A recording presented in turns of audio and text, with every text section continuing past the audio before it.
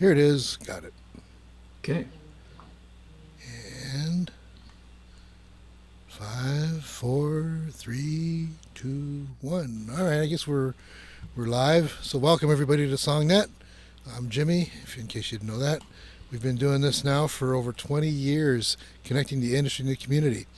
And all along during those 20 years, we've had some really great people. And one of the very first speakers that we had was Joanne Ledesma. Joanne started her career with I think Five Alarm and those guys, or even before that a little Five bit. Alarm Rescue Records, audio Right. programming So she's been around industry. for quite a while, and we've kind of grown up together. So that's kind of a cool thing. We've been able to watch the industry change and grow. She's branched off and created her own company, Ledesma Music, and she's doing a Mm-hmm. lot of stuff now.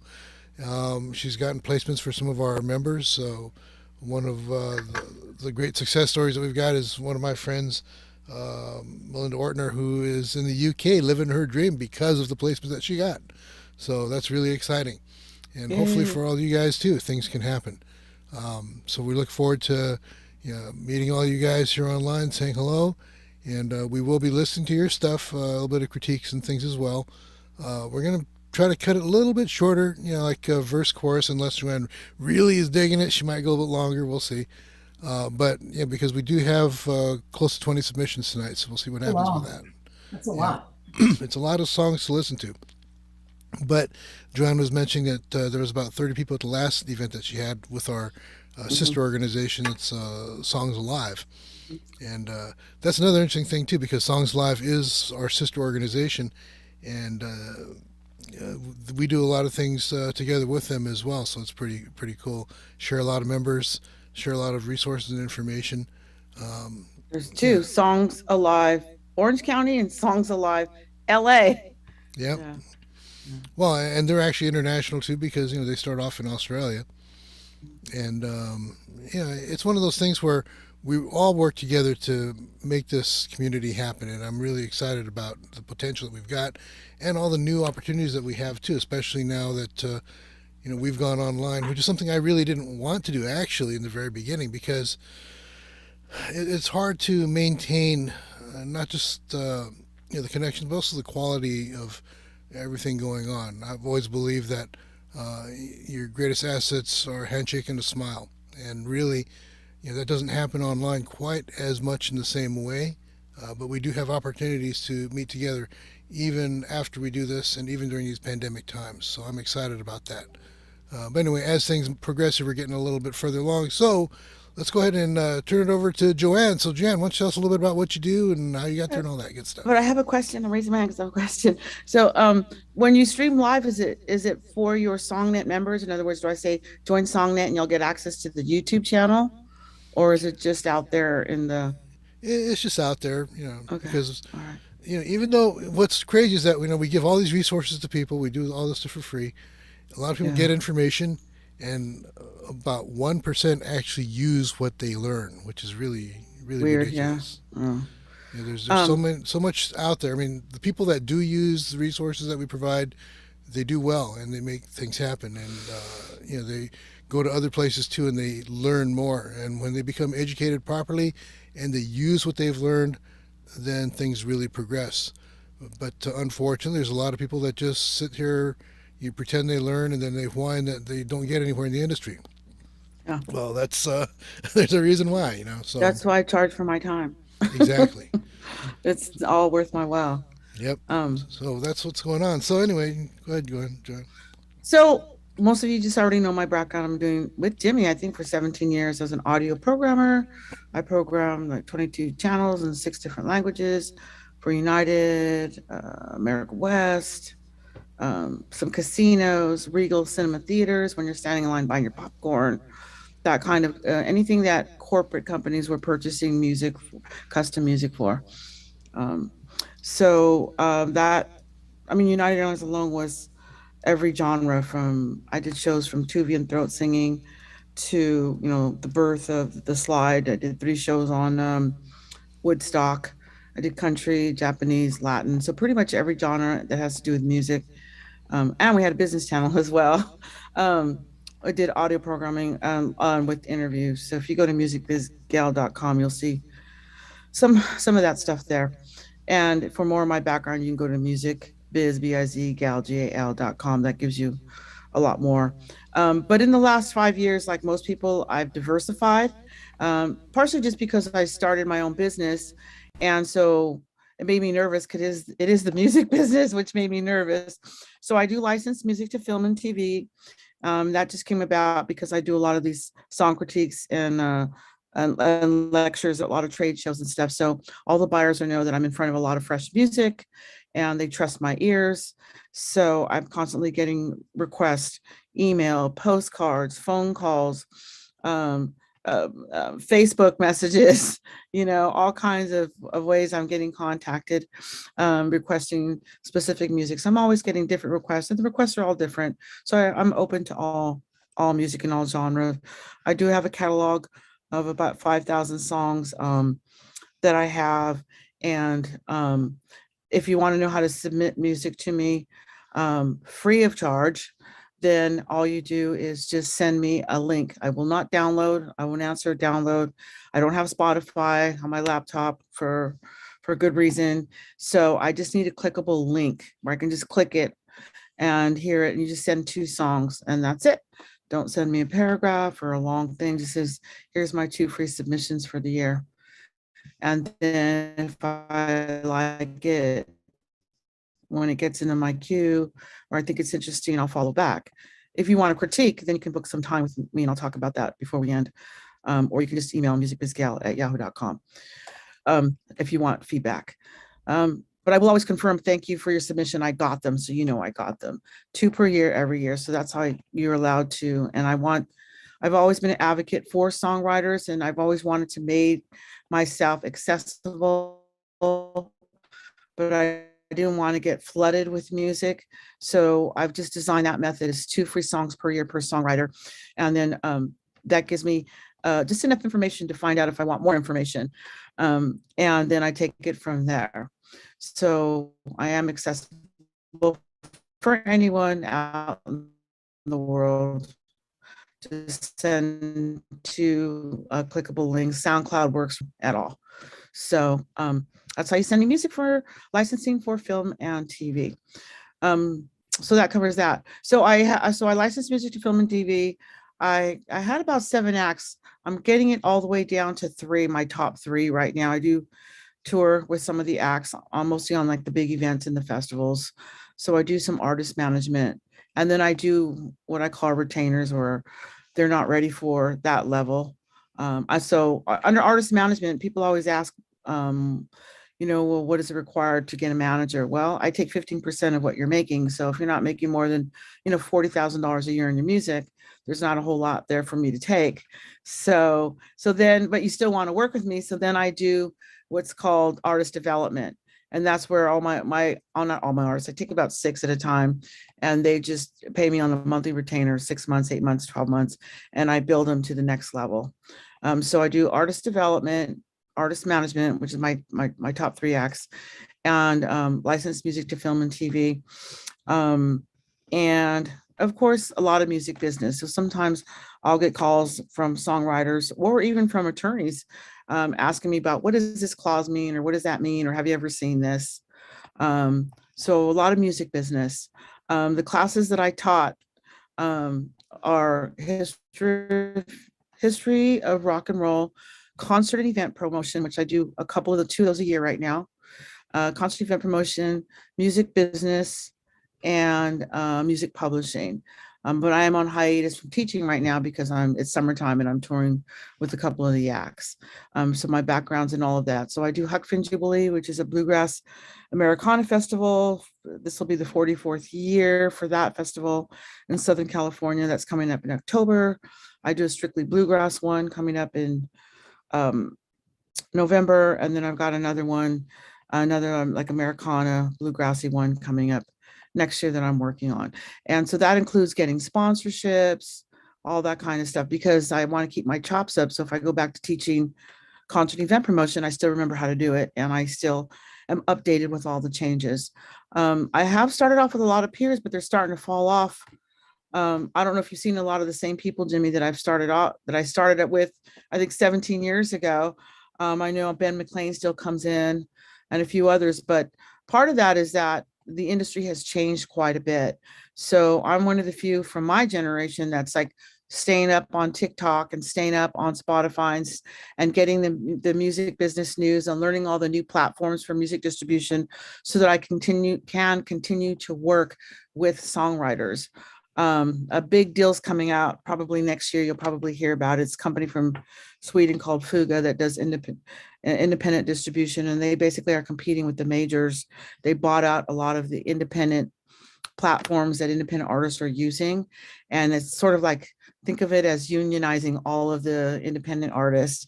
And they also collect, they're also, besides doing music distribution like a record deal in 34 different countries, they are also including sync in their packages now.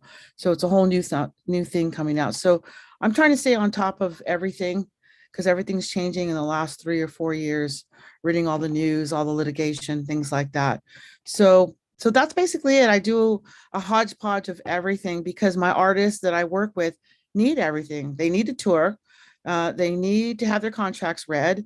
They need to understand, you know, why I tell them not to pay too much attention to Spotify because it's 0.003 cents per spin, and why they want to be on radio versus anywhere but in the US because the US doesn't pay on that, but the other countries do. So, you as individual artists need all that kind of help and all that kind of information. So that's why I kind of do that. And then in case, when one door opens, I still have four other doors. When one door closes, I have four doors still open, always keeping me busy. So that's it. When I critique your music, please understand that the industry has changed quite a bit. So today I'm listening for the 2023 market, 2022 and 2023 market, and what's being bought and sold, which has nothing to do with my personal choices of music. Okay. I may be listening to Neil Young every day, but I don't think I could sell him right now on TikTok very well, as an up and coming artist.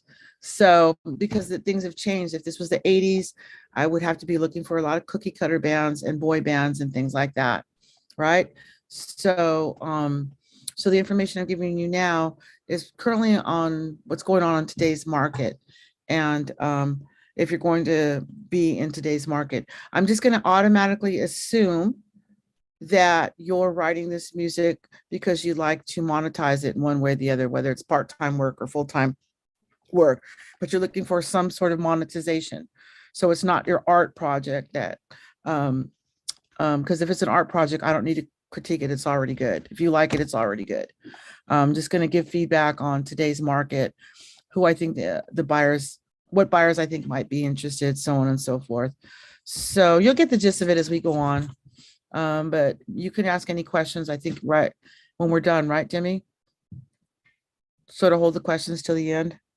Yeah, or raise your hand. There's a thing on the bottom. If you move your mouse to the bottom, you can raise your hand. You see that where it says reactions, and then that way it looks like this, and then we'll know that you are raising your hand, and maybe we can take a quick break for a question or something if it's really Okay. important or something like that. So I I think don't that's see why. the. Yeah. Okay. So when you go, just move your cursor down to the bottom of the edge of your screen, and you'll see reactions. And you click on that, and you have all these different things that you can do. Oh, Okay. I got schooled. I can raise my own hand. Okay. Yeah. So that helps a lot because in that way, when people want to ask a question or something, do that. Or if they really like something, they can do this. Hey, how about that? See? Hey. Oh, okay. Good. Okay, good. So that's what that's about. All right, so let's continue on here. And I don't. Did you want to start working with listening to music? I guess, huh? Yeah. All right. So since we have a couple of East Coasters, we got Jenna or Virginia. So do you want to tell us a little bit about what you got in Where's Virginia? Raise your Virginia? hand. I don't see her in here. There she is. Where is she? Just say hello, Virginia. Then that way. Hi. See her. Jimmy, who's first then? Who do you want to do Let's first? skip Oh, there she is. Jenna. Okay. Oh, Jenna. Okay, I see. Jenna, Hi, okay. Jenna. Hi. Jenna. Hi. Yes. The song that you submitted, Mhm. what genre do you think or do you feel it's in? I'm not really sure because I wrote it Okay. one way and then we recorded it a different way. So Okay. at the time I was writing. How do you Pardon me? feel about the genre in its recorded version? I like it. What genre is it? I say it's kind of more like Americana. Okay. Touches on Americana a little bit, Okay. Awesome. maybe with a Okay. twist. So what I have to do is share my screen, and then I'll bring up the lyrics. And this song is called Bye, B-Y-E. And let me share the screen so you can see. And we have to go through this for each one. And I'm going to say one thing about lyrics real quick. I tend not to critique, well, because of time, but I tend not to critique too much on lyrics because, da do da da, shooby dooby doo, and all those songs were great hits, and na na na na, hey hey goodbye. All of those songs were like hits, and so I can't really, if it's the song's good, and we don't have a lot of time. But I do look at lyrics for things like word stuffing or it's not cohesive, on certain other things. So it's nice to have the lyrics. Okay, here we go. And make sure you can hear it. Tell me if you can't hear it.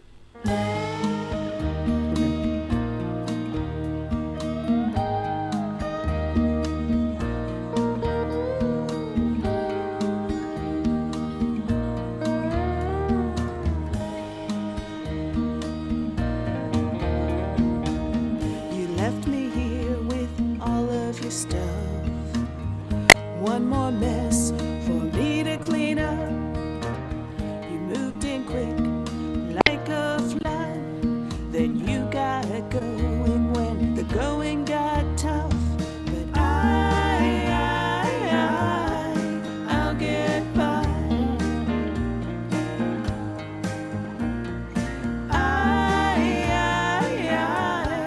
I'll get by. Stack of bills, no money to pay. A pile of dreams wasted away. Okay. You took my kindness, said I was weak. Awesome. Good job, Virginia. So yeah, definitely I think the genre is right.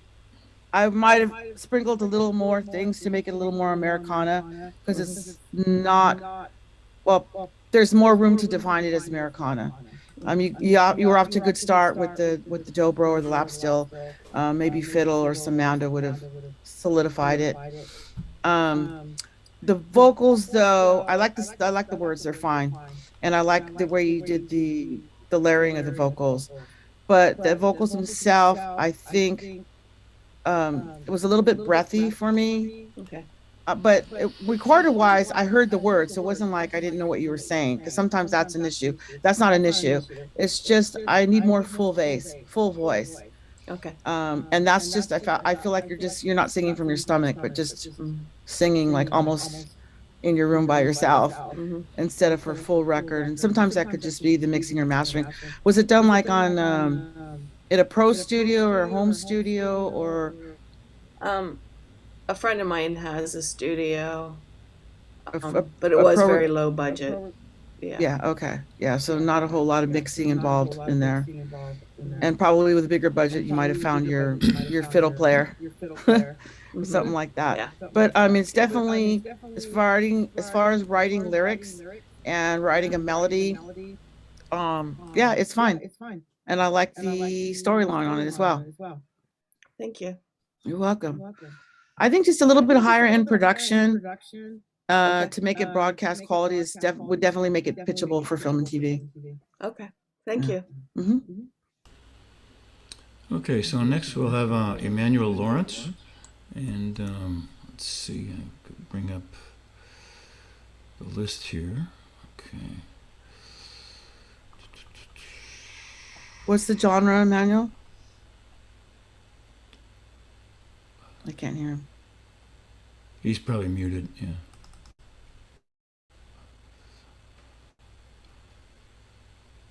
R&B and blues. Okay.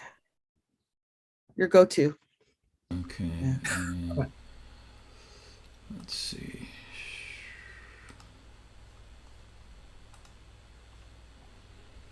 Okay. I gotta find the song now. Oh, there it is. Okay.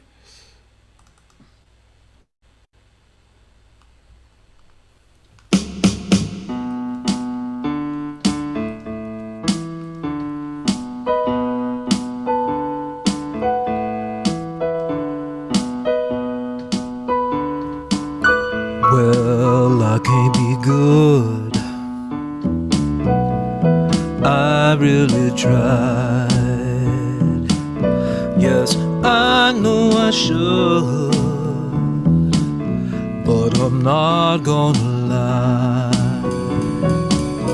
Now the straight and narrow is not for me.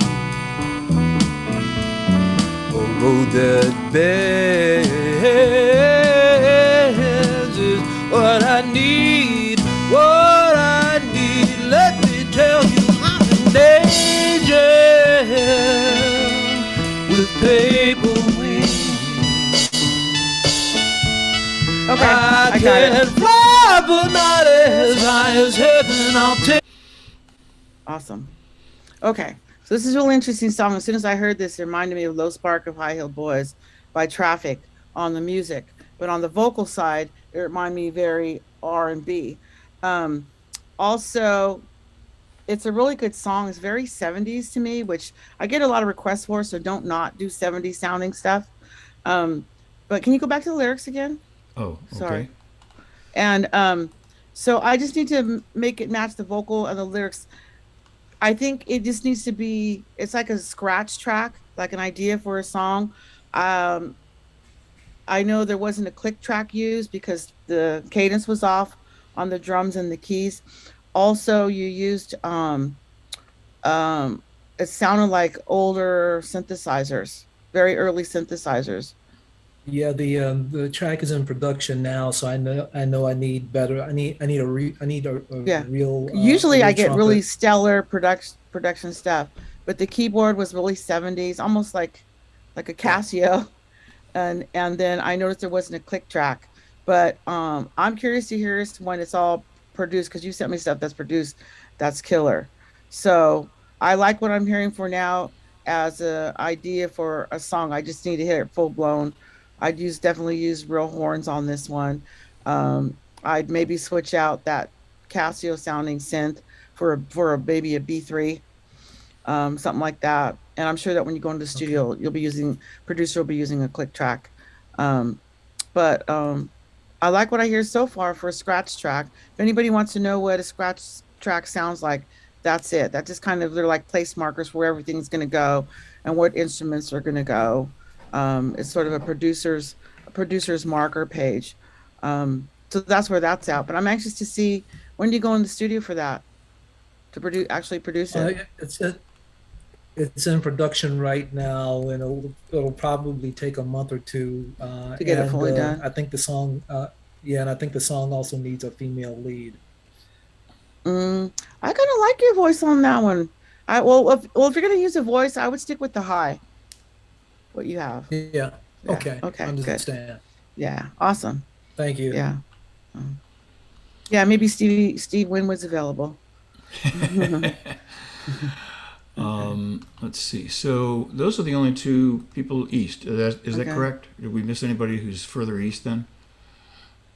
Okay, because otherwise I'm going to just go down the line of Okay. this is how they sort of received them. Okay. So next would be Margie and Art Corey. Where's And Margie and Art? let's see. Is that guy there? Bring up. Where's Margie and Art? You got to wave your hands so I see it. Okay. Okay. Because I just see last name. Okay. Is this a song you two did together? I see Art, Corey. I don't see the picture though. They don't have the video up.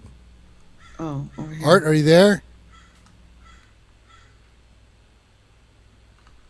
His mic is off. Is it Art Corey? Is that who's next? Well, Yeah. if He's there. Hello. Because if not, I can skip to the next one. We can come back to him. Okay, let's do that. So let's see. They're not there. Oh, he's here. Okay, I heard him. Yeah. Okay.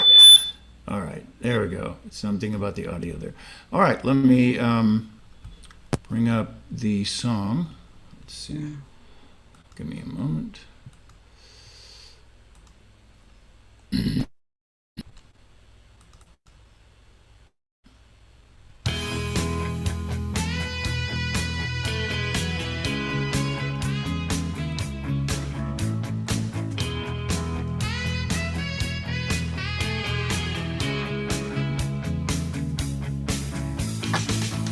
Don't be too hip for the room.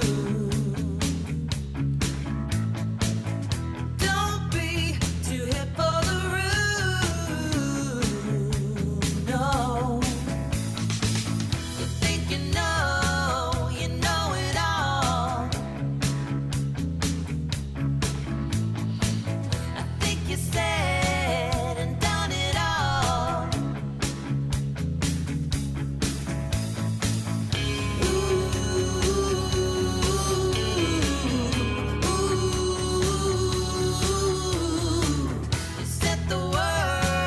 You set the world on fire. Oh, Can you pull up on the you lyrics? think you got it all so right, but you might have got it wrong.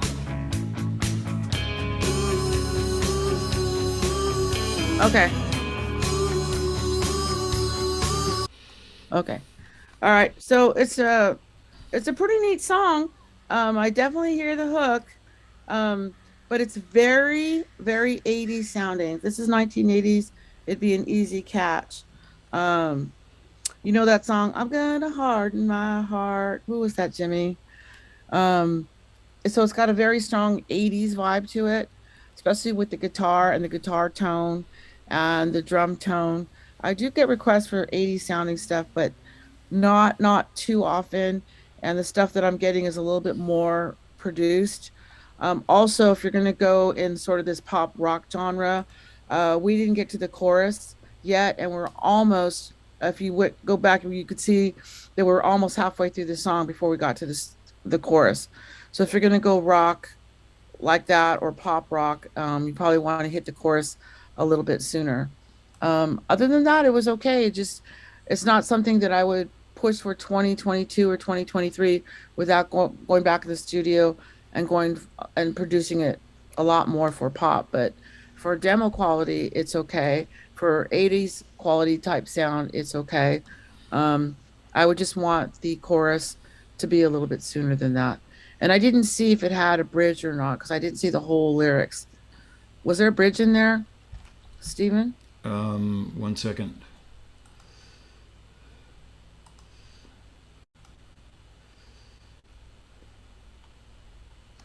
See, Third I don't verse know what. and a half chorus. Yeah, Yeah. see, I don't know what a half chorus is. So I might have, if I had time to listen to the whole thing, had a few little issues with song structure. Um, but I like the singing and I like the words. And for something basic, and for a scene for the 80s, I'm sure I could use it.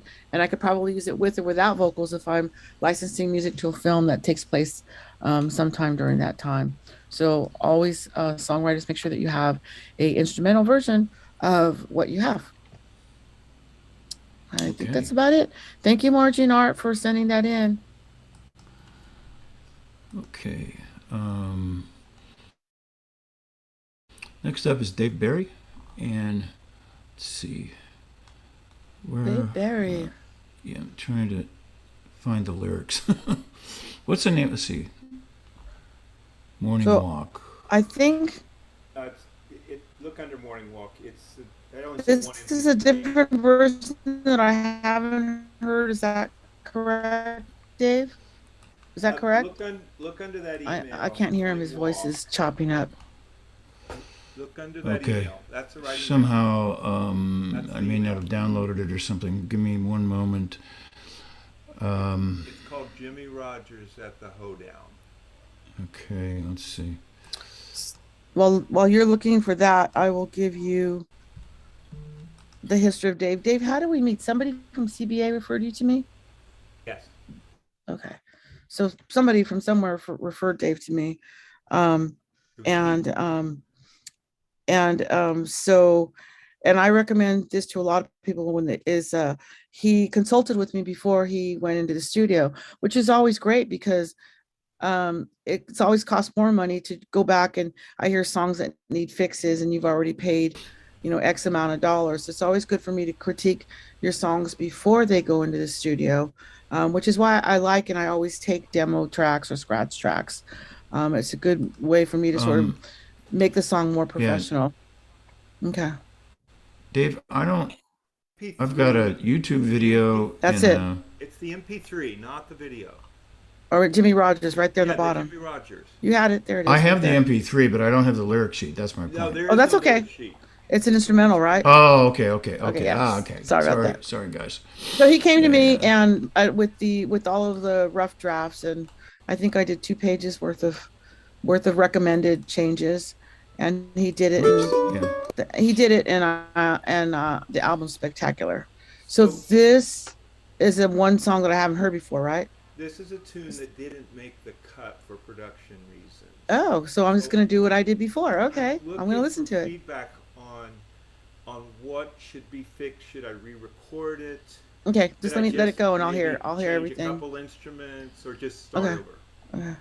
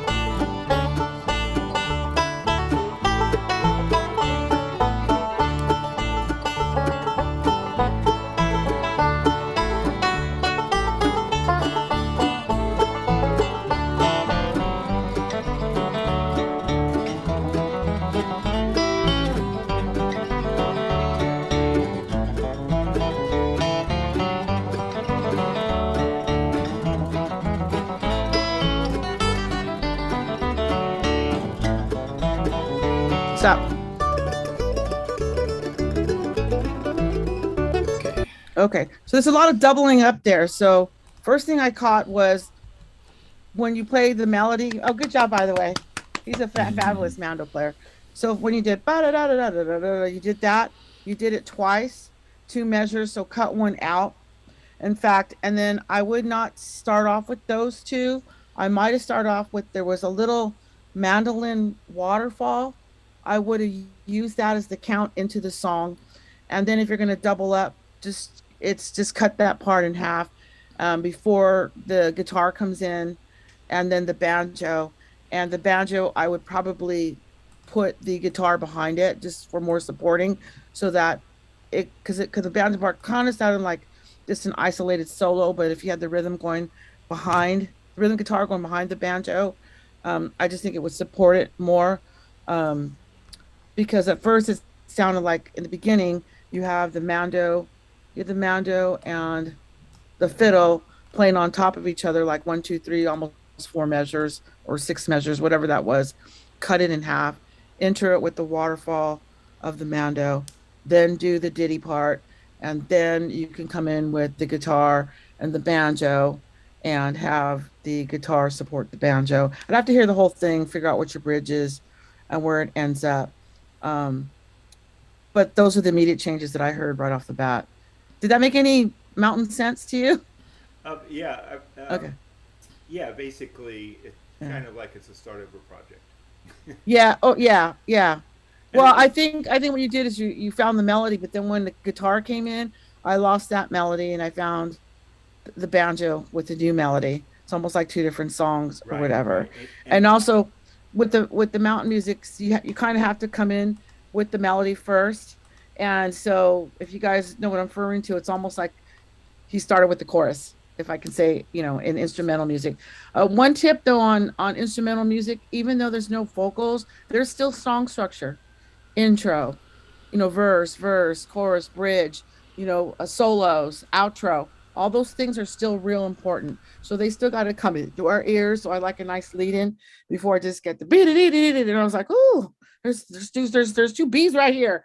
I just kind of wanted, here comes one, here comes the other, and then they kind of do their thing. So a little bit more forward motion. Just one question. So you think there is a film TV market for that sort of tune?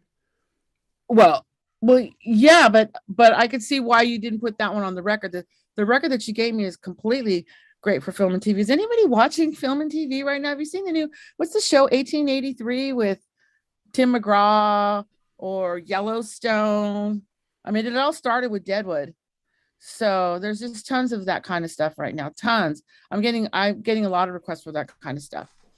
So the problem that I have is that I have that music, and what's happening is I've had to go back and tell the music supervisors, hey, I've got instrumental mountain music, I have bluegrass music, I have, because what they're doing, and they're so used to me giving them, your guys singer songwriter kind of stuff, music libraries or music publishers that specialize in period music, instead of just coming over here.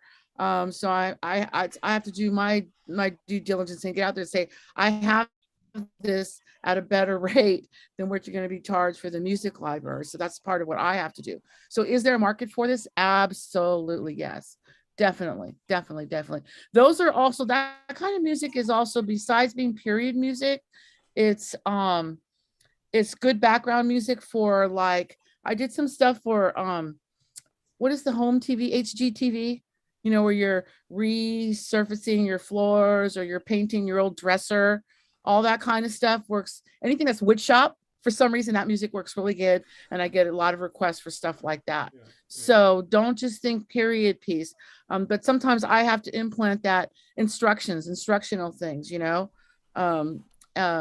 so there's a lot of educational, woodworking, crafts, all that kind of, home and garden stuff where people are replanting their eucalyptus. I don't know. I mean, that stuff works really well for those kind of shows. So there's a big market for it. Does that answer your question? Yeah. Okay. Mhm. Who's up next? Next we have Ed Lackey, and this is called Crying in My Sleep. Here we go.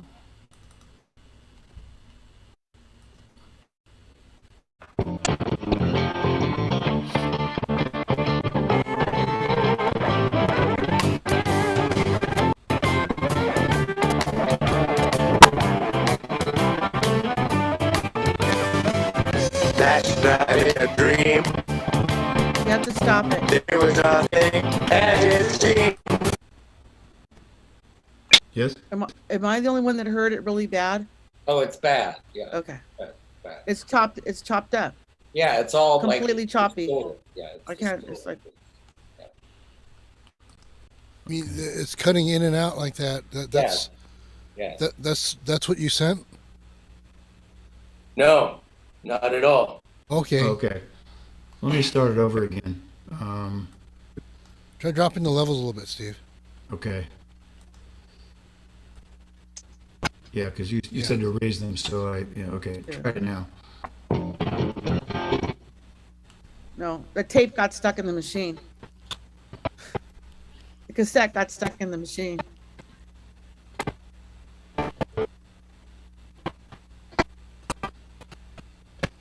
No, it's still really bad. Oh no, it's still.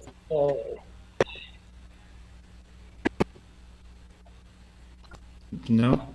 No, it's still really bad. That's okay. Move on. See No, if you can I email him mean- a clean version, and then we'll do it at the end. Try sending him another version. I mean, I just don't know if that's, my system, or is that... No, the other- Okay. Okay. I'll send another version. Okay. Okay, sounds good. All right, you want me to move to the next one then? Or Yeah, go what to do the you next one. Okay. All right. Okay, let's see. This is Scianti, and I think. Okay, I yeah, Santi's saw- on. Yeah, right here, right, okay. Um,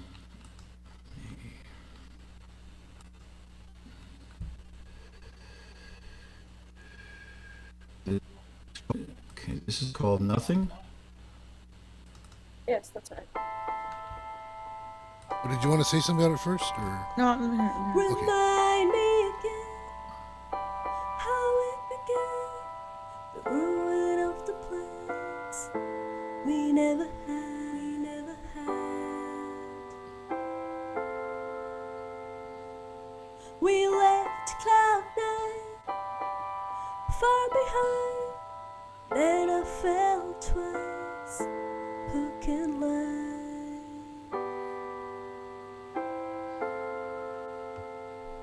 I was fighting the truth, unconvinced by the proof, drawing out the story you wanted to conclude. I was playing a losing game as you sat by the fireplace, waiting to toss our tale into the flames. I know I was nothing to you, but why am I the one feeling nothing? Okay, stop. Someone through and through. Okay. So I like the vocals on the story and the slow. It wasn't used with a click track. The timing is off. You know what your time signature is? Nope. Can't really Huh? answer that. You guys know what BPM is? Yes. Okay. So from now on, make it a rule to know what your time signature is, what your time is, and your BPM. Because sometimes Right. that's how we eliminate a lot of music. We won't even get past it. Music buyers, they could be writing you a check for $1 million for the next Mercedes-Benz commercial. But if your sync is off and you don't know your BPM, it's not in the right area, then those are just the little things that we're going to expect you to do and to have done. I'm going to say that this is a great demo track, and a producer is going to sync it up and do that. And I like, because it didn't go, I thought it was going to go kind of poppy, but it actually went really cool, like EDM chill stuff. Very much like, are you familiar with oh, let me think. 07, the band 07. Yep. So this could work really well in that chill zone. It's still really popular music. Listen to 07 and bands like that, and get it produced in that realm. I hear all electronics and the EDM, and 07 is a band that does electronic music mixed in with acoustic. So it's kind of got its own, they've kind of have their own little genres, what I call chill out music. I think something like that would work very, very well. I just think it's in phase one, which is here's the song, here it's written, now how do we go to the next phase and clean it up and get it fully produced. And so recutting that same version with the little piano or whatever, and with the vocals on it, but this time using a click track to get it synced up. Then it's ready to have a producer who can visualize the whole production of it, and just send the producer like a couple samples on YouTube of, say, 07, say this is what I kind of hear imagining. But I think for that style of songwriting and for that vocal, that's sort of the take I would go in the sort of half acoustic, half electronic chill zone is where I would go, something like that. It works really, really well. I could just see it in a coffee house, or chill CD. It's really good for playlisting in backgrounds, different places. So I would definitely move forward with that for sure. I like it. Does anybody? So 07, that's who. What's her name with the half black blonde hair and the half black? Zia? Did I say right? Yeah. Yeah. So she sat in with that band a lot. And so go back and look at that style of stuff. It's still very popular in today's market, and use that sort of as a template for finishing off this song. I think you do well that way. Cool. Thank you for the advice. You're welcome. Okay, next up we have Jeremiah Sullivan. Hey there, how are you? Okay, and Can you hear me? Yes. Yeah, I'm just trying to see you. Yes. No, I'm right here. Oh, there you are. Oh, hey, Jeremiah. Hey, Joanne, how are you? Jeremiah was a bullfrog. I've been touring with Matt. Oh, you were I've been so nice until you said that. I don't know. Yeah. well. I just so I've been touring with Matt Axton and Water Tower, and Matt Axton's dad wrote that song, so I hear it every night Yeah, at the end of the what show. action? Yeah, that song is a pain in my. Yeah. So anyway, a little bit about the song. Actually, I'm a classically trained musician. So besides being a songwriter, I'm also a composer. Like my website has everything from jazz clips to orchestra clips. Do you have a home studio? Yeah. What's And your I have a Mac Pro with about 4 terabytes of instruments. well? What's your choice for a DAW? Are you using? I use Logic. Oh, okay. I use Logic. So I have, I have everything. So, and this song actually I produced, the arrangement's very simple. It's just viola, percussion, piano, and some light strings. And there's no used to play viola. I love viola. So yeah, so I played everything here, my place, and I cut the vocals at LAFX. So what genre is this? Is this a classical piece? No, pop rock kind of stuff. And Jimmy thought maybe an instrumental. I have instrumentals for all the songs that I do as well. Pop rock? Yeah, pop rock.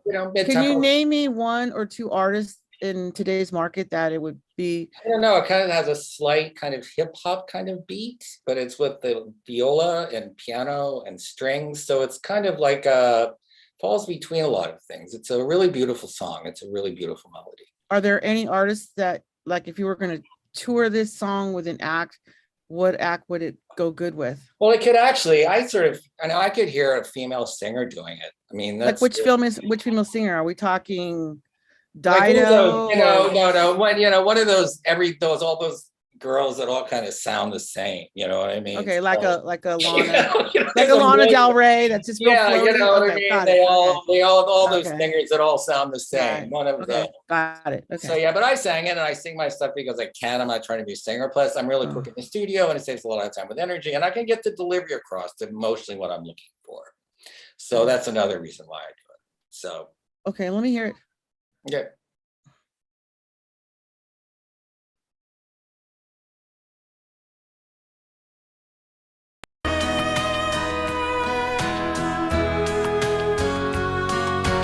I never thought that I would find love and peace of mind until you came into my life like an angel straight from the sky, lying here by your side. I've never more alive. I was so lost in the dark until your love found my heart. I was so lost out at sea until your love rescued me. Everything now has changed. Okay, so this is a really cute song. It's adult contemporary. Yeah. Are you familiar with are you from LA by any chance? Yeah, I live here, but I live in Boston most of my life. Okay, so are you familiar with the band Venice? No. Okay, so they're one of the bands that are still out there making a good living doing what they do in this genre. They're friends with David Crosby. They're friends with Jackson Brown. They're friends with, I think, Chris Hillman. So this is very 70s. It's very Poco. It's almost Eagles in a way. I would like to hear more vocals and more vocal harmonies, but as like just a track as is. I would cut the word out in your chorus. I think you say lost twice in the first line. I would drop the second one. What's the line? I was so lost. Can you put the lyrics back up, Stephen? Yeah. You probably want to leave them up after each song for a minute or so. Yeah. So okay, so right here. Get rid of that one. I was so lost. Pause. Then we pause with you, and then in the dark. Instead of I was so lost in the dark, lost in the dark. So I would Well, pull I mean, that again, one. it's And all about also the what I rhythm. would, It's about keeping the rhythm. It's about how the track is. So and as far as also, this, I mean, I do everything. I do hard rock. I do every kind of, songwriting there is out there. So this is just something that I did.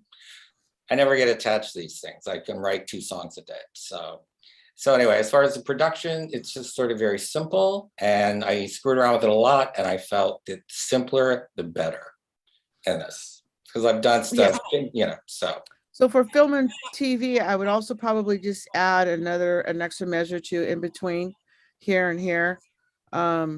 Because it works well for dialogue and it gives the listener a chance to catch up.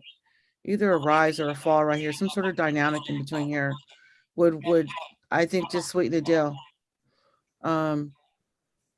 Yeah, I'm not sure where you want to do with it. Are you trying to get it on radio, or what is your No, I mean, end goal? I'm just at point. I'm just trying to just get it out there. And I think the instrumental track's really beautiful. Like I said, I'm also a composer. Like get out there like film and TV, or get out there like radio? Whatever, all of it, why not? So that's the thing. Like I said, I'm also a composer. I do big orchestral pieces, jazz pieces, everything. So it's not just about songwriting for me, because I'm a classically trained musician. So I know all about all that stuff. So. Okay. Well, I mean, it could go either ways. It could be fluffed up into radio, or it could be just a little lengthened for film and TV.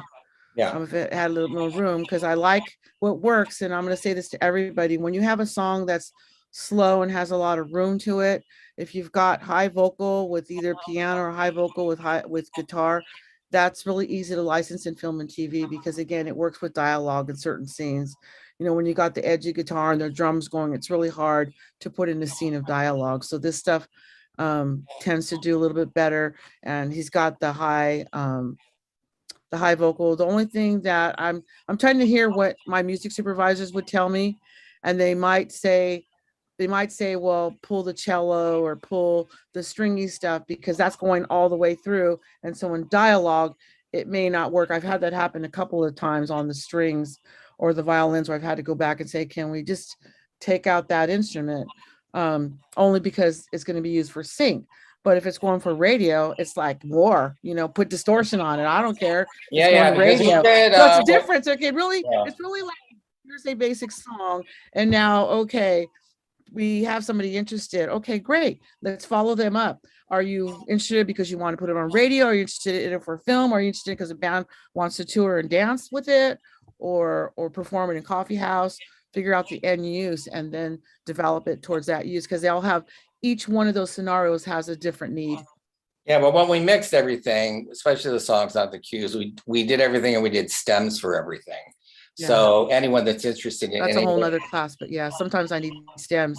Yeah. So in other words, and if anybody didn't understand that, stems are the isolated tracks of the whole song, and so it'd be easy to remove like a drum or a vocal or a viola or whatever it is, and you still have the whole song. So when you go in and you pay your producers, make sure that you pay them extra if you're thinking you might want to use it for film and TV, to own the vocal version, the instrumental version, and then the instrumental version with all of the leads down to the same level. That's a third version.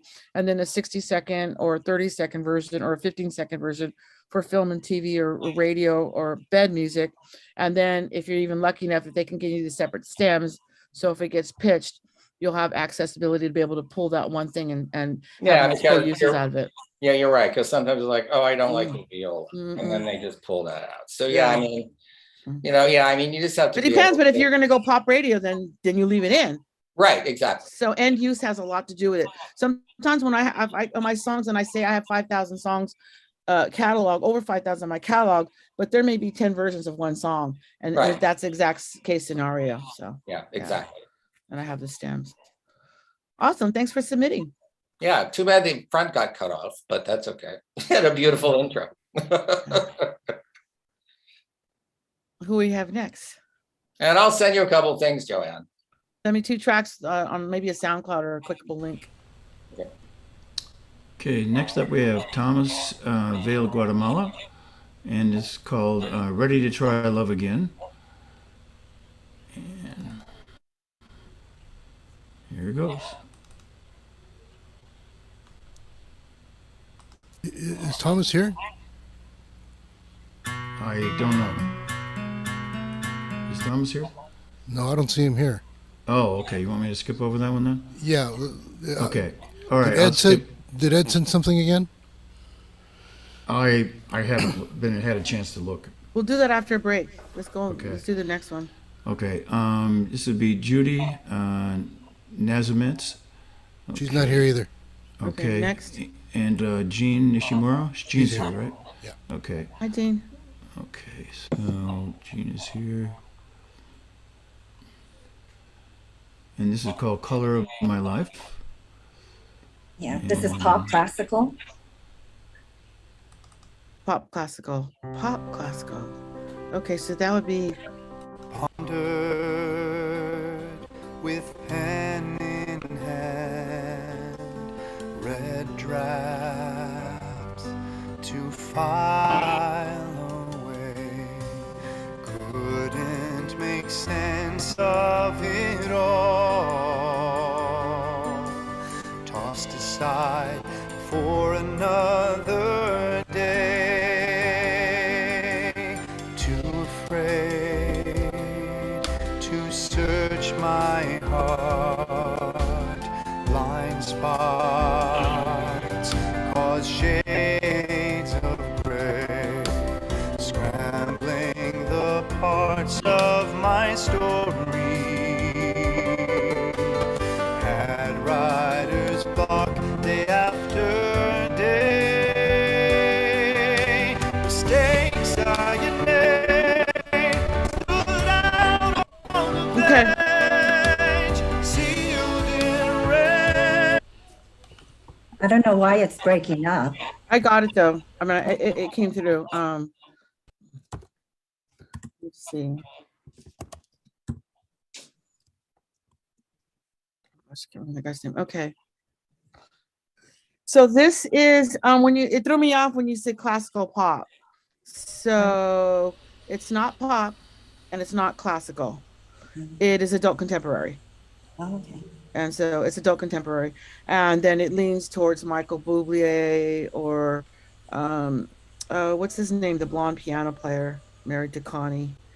I'm trying to blank. I used to do this channel and it had a lot of instrumental and adult contemporary.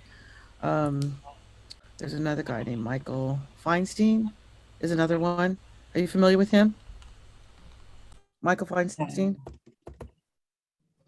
So it definitely, I mean, it's definitely in the market for adult contemporary. Let me just see.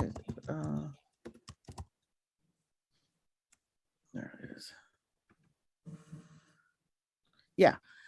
Look up Michael Feinstein. It's very much, and Michael Bublé, he's another one. It's very much in that realm. And those are like super uber showman type adult contemporary artists that are doing quite well. Yeah, Fab Vignati mentioned Josh Groban. That was it. Yeah, Josh is another one. Josh kind of jumps back and forth into pop too. So depending on what album you're listening to, but I think whereas Michael Feinstein, he doesn't jump. His genre is the same, it's straight ahead. I mean, I like it, and it's pretty well produced, and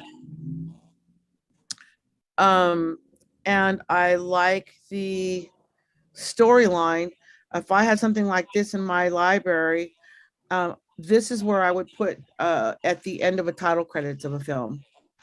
So the sort of like at the end of a Hallmark film, this would be perfect. Or the beginning and the end, get you double paid. So if you're going to be submitting it to, if you're going to use song submissions, you know, you want to go for the listings that are definitely like Hallmark or Love or Oprah, the Oprah channel, stuff like that, because this stuff works really well in credits and titles and things like that. Hallmark, what Hallmark does is sometimes I'll send the Hallmark channel like a track, and it's almost like the title of the movie, like Steps of My Past.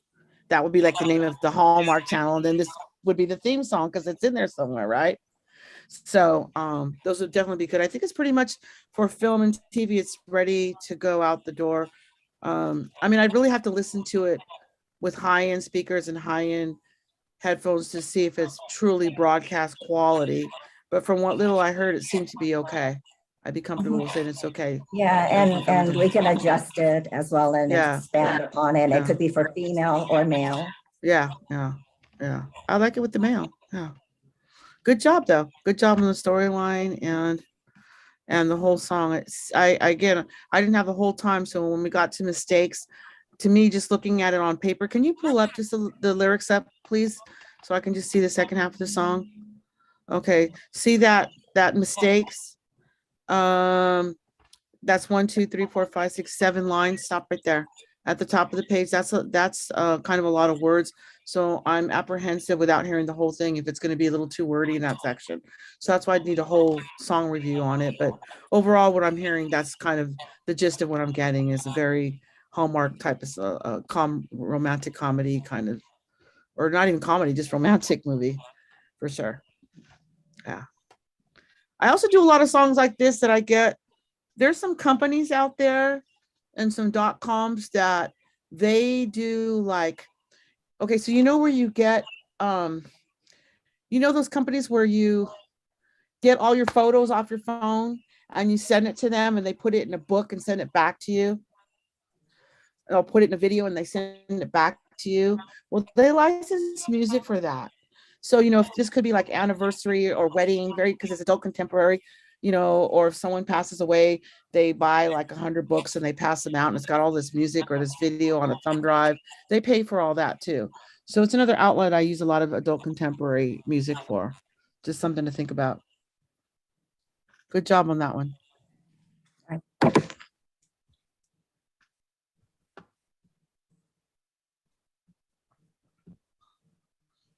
Who's next? You're still muted, Steve. Who's in the room? Yeah, I'm still trying to find.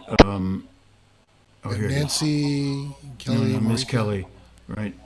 Okay. Let's see. Is this it? An angel of an angel, right? Yeah. Okay. All right. And this is a gospel ballad.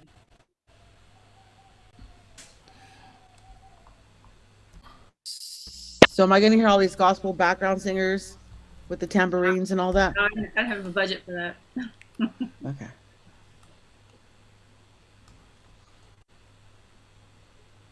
Okay, so before we start, I'm looking at the lyrics already. Tell me about your song structure. It is a verse, bridge, verse, but I didn't write it that way. I realize that now. I didn't format the lyrics that way.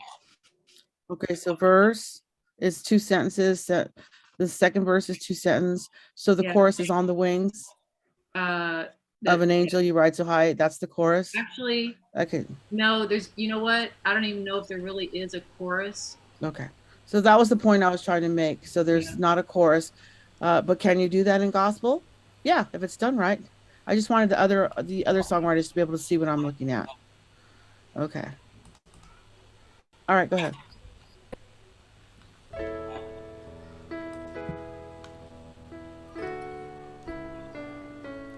Take the hand of an angel, angels we are made in the hands of an angel. You will find you're meant to be. In the smile of an angel is where you shine through the eyes of an angel. You see you're meant to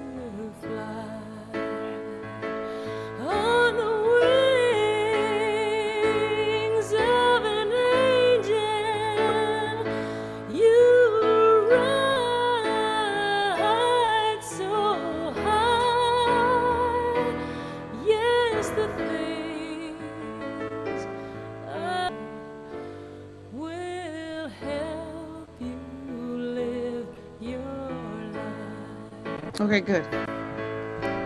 That's good. Awesome.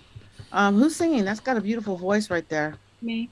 Thank you. So I'm hearing this as a rough draft of a fantastic song, and I wouldn't necessarily sell it as gospel.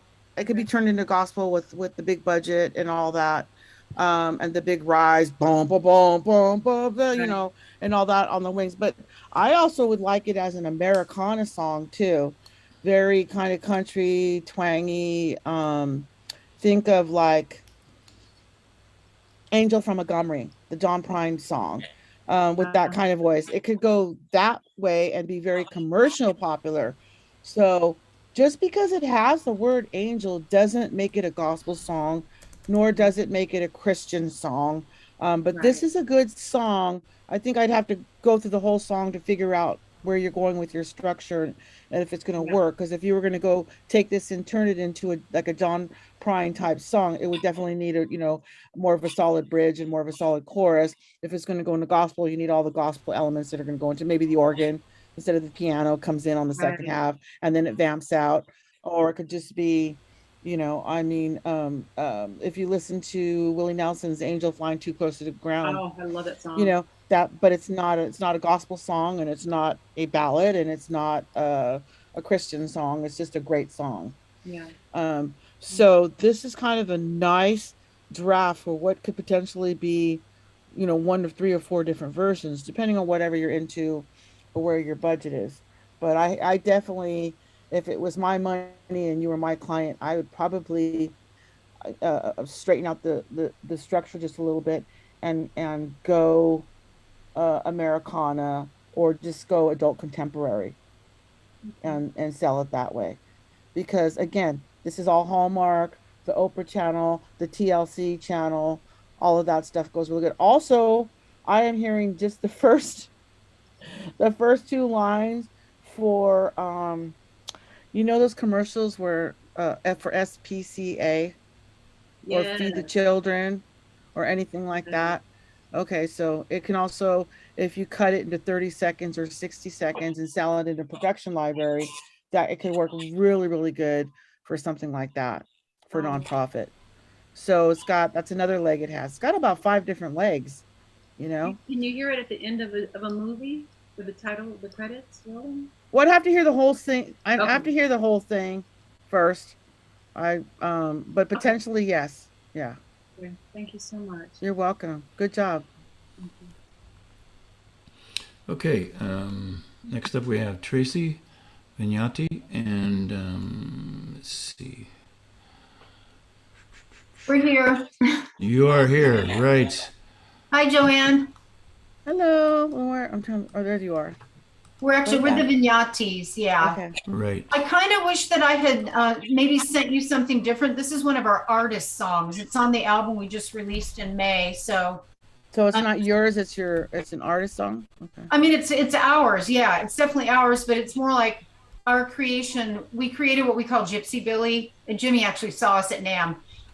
We take our respective backgrounds. Fabrice is being primarily French gypsy jazz a la Django Reinhardt with rockabilly, and my background being jazz and country music. So we put it together and we created this sound in our. I know exactly the sound. So I've been touring with this band, which is banjo, mandolin, upright, electric upright, and the guys in this bluegrass band all have like bachelors or masters in jazz music.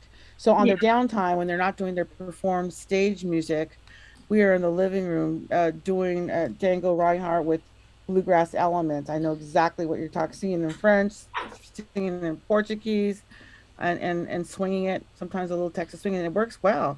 So I'm really excited to hear what you do with it. Well, what we do is we take those 4 elements of the French gypsy jazz and rockabilly, and he customizes his guitars.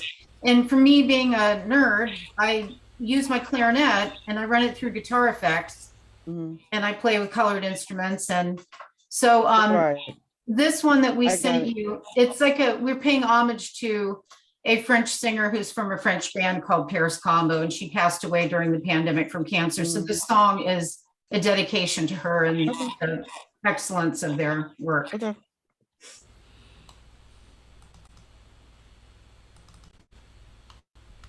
Jeremiah, could you mute?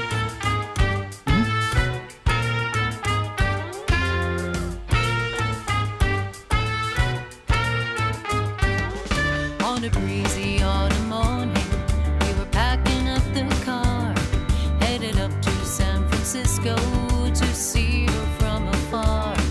Well, an urban legend has it, she'll cast her magic spell. Chanteuse accordéoniste, elle s'appelle Belle du Berry, a charming and lovely way. No one could ever be like Belle du Berry. For you and me, her legacy is here to stay.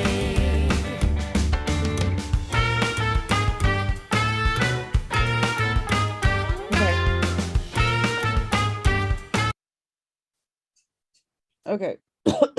So it's really neat, but to me it's two completely different songs. Like I wouldn't know where to sell it because it's got that hard jazz intro, and then it goes right into country. And then it goes that little jazz thing and then right into country. And so it would need to be blended, more blended in order for that to work for me to be able to sell it, because it's just too far separated. Because like, for example, what radio station would I put it on? So it eliminates the 2022, 2023 market under the masses. If it was college radio, it's not close enough to college. It could be in it. It's going to be a very niche market. It's a very, very niche market, very, very niche market. And there wasn't enough jazz in it in the first half of the song, which, by the way, us listeners and audiences have to really connect in the first half of the song in order for us to listen in the second half of the song. So, so the first half, it goes like that straight up jazz thing. And I think you're going one way and then you go somewhere else for a long time. And then you go back into that little ditty thing again.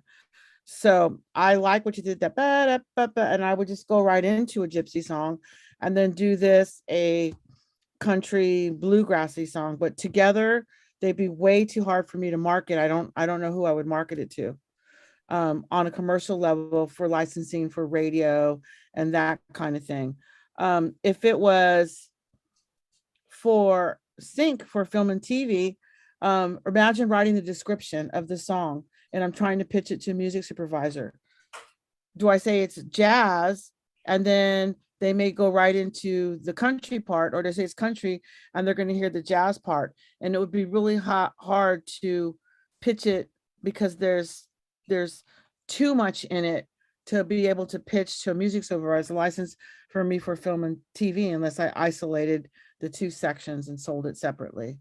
So it's just a little overcomplicated for me. I think it can be done. I think that if you went from that jazzy intro and then you went into this song that it was a more Django Reinhardt type swing instead of the boom chuck, it might have worked, because this went into boom chuck instead of gypsy jazz with the vocal, with the country voice. I thought that's where it was going to go, a little gypsy jazz, a little swing, but then your voice is country and it works. It would work that way for me. But I think it's just too much of one and too strong. Though you're doing the jazz so good and the country so good that together it almost cancels each other. So keep them. I would just do two separate songs, just to do separate songs. Do a nice country intro, or go more gypsy jazz and drop the country. I mean, did this artist? I know it's about an artist. Did she do anything country? Because I know it's an homage to her. Or hillbilly? No, not the country part. No. Okay. So to pay homage to her, I would do something a little more to up her alley in appreciation of her alley, but I wouldn't swing it. It wouldn't swing it that hard from one genre to another. Just on a marketing standpoint, it'd be very difficult for me to license. From No, a I listening understand. party, I'd love to have a glass of wine and listen to the record, You're stuck. because I think it's going to be very interesting. I mean, when I first met me, and Snarky Puppy does really well, but they're musicians, and they can, but they don't really go that hard. I don't know. I just like the jazz, and I just like the country. I just want them separated. I think it's just asking a little too much from the unknown listener. Maybe. Yeah. Maybe. Yeah. And I think I think you'd be selling yourself short, because I like the jazz melody that you gave me, and then I like the country song. So I think that you have two really good products in one. So I think you could probably make more money if you separated them. I think that would work. And again, it's hard because I've only heard like the first, maybe not even the first half of the song. You know what I mean? Yeah. Yeah. But you did say that you sent me 2 songs, right? You're gonna No, send I me 2 will. songs? Okay, yeah. Yeah. Send me 2 songs. Send me 2 Okay. songs. Yeah, that one I don't know how to sell it. I'd like to listen to it and have a glass of wine, but I'm here to teach you how to make money. Right.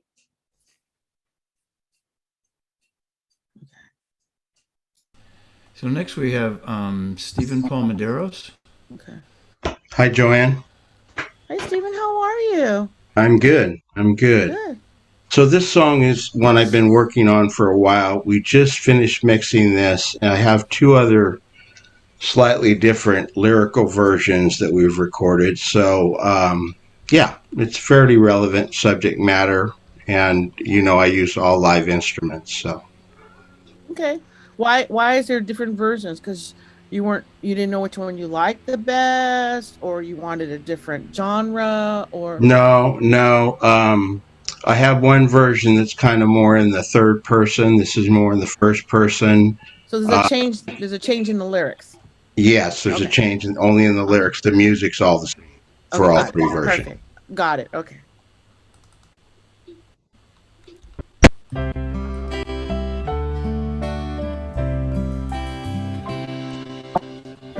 The call came in. Can I see more of the lyrics, please? Your tender soul drifted in the wind, like broken glass in an end. Your treasured life met a tragic end. Stephen, can you start it over? How could all this love be?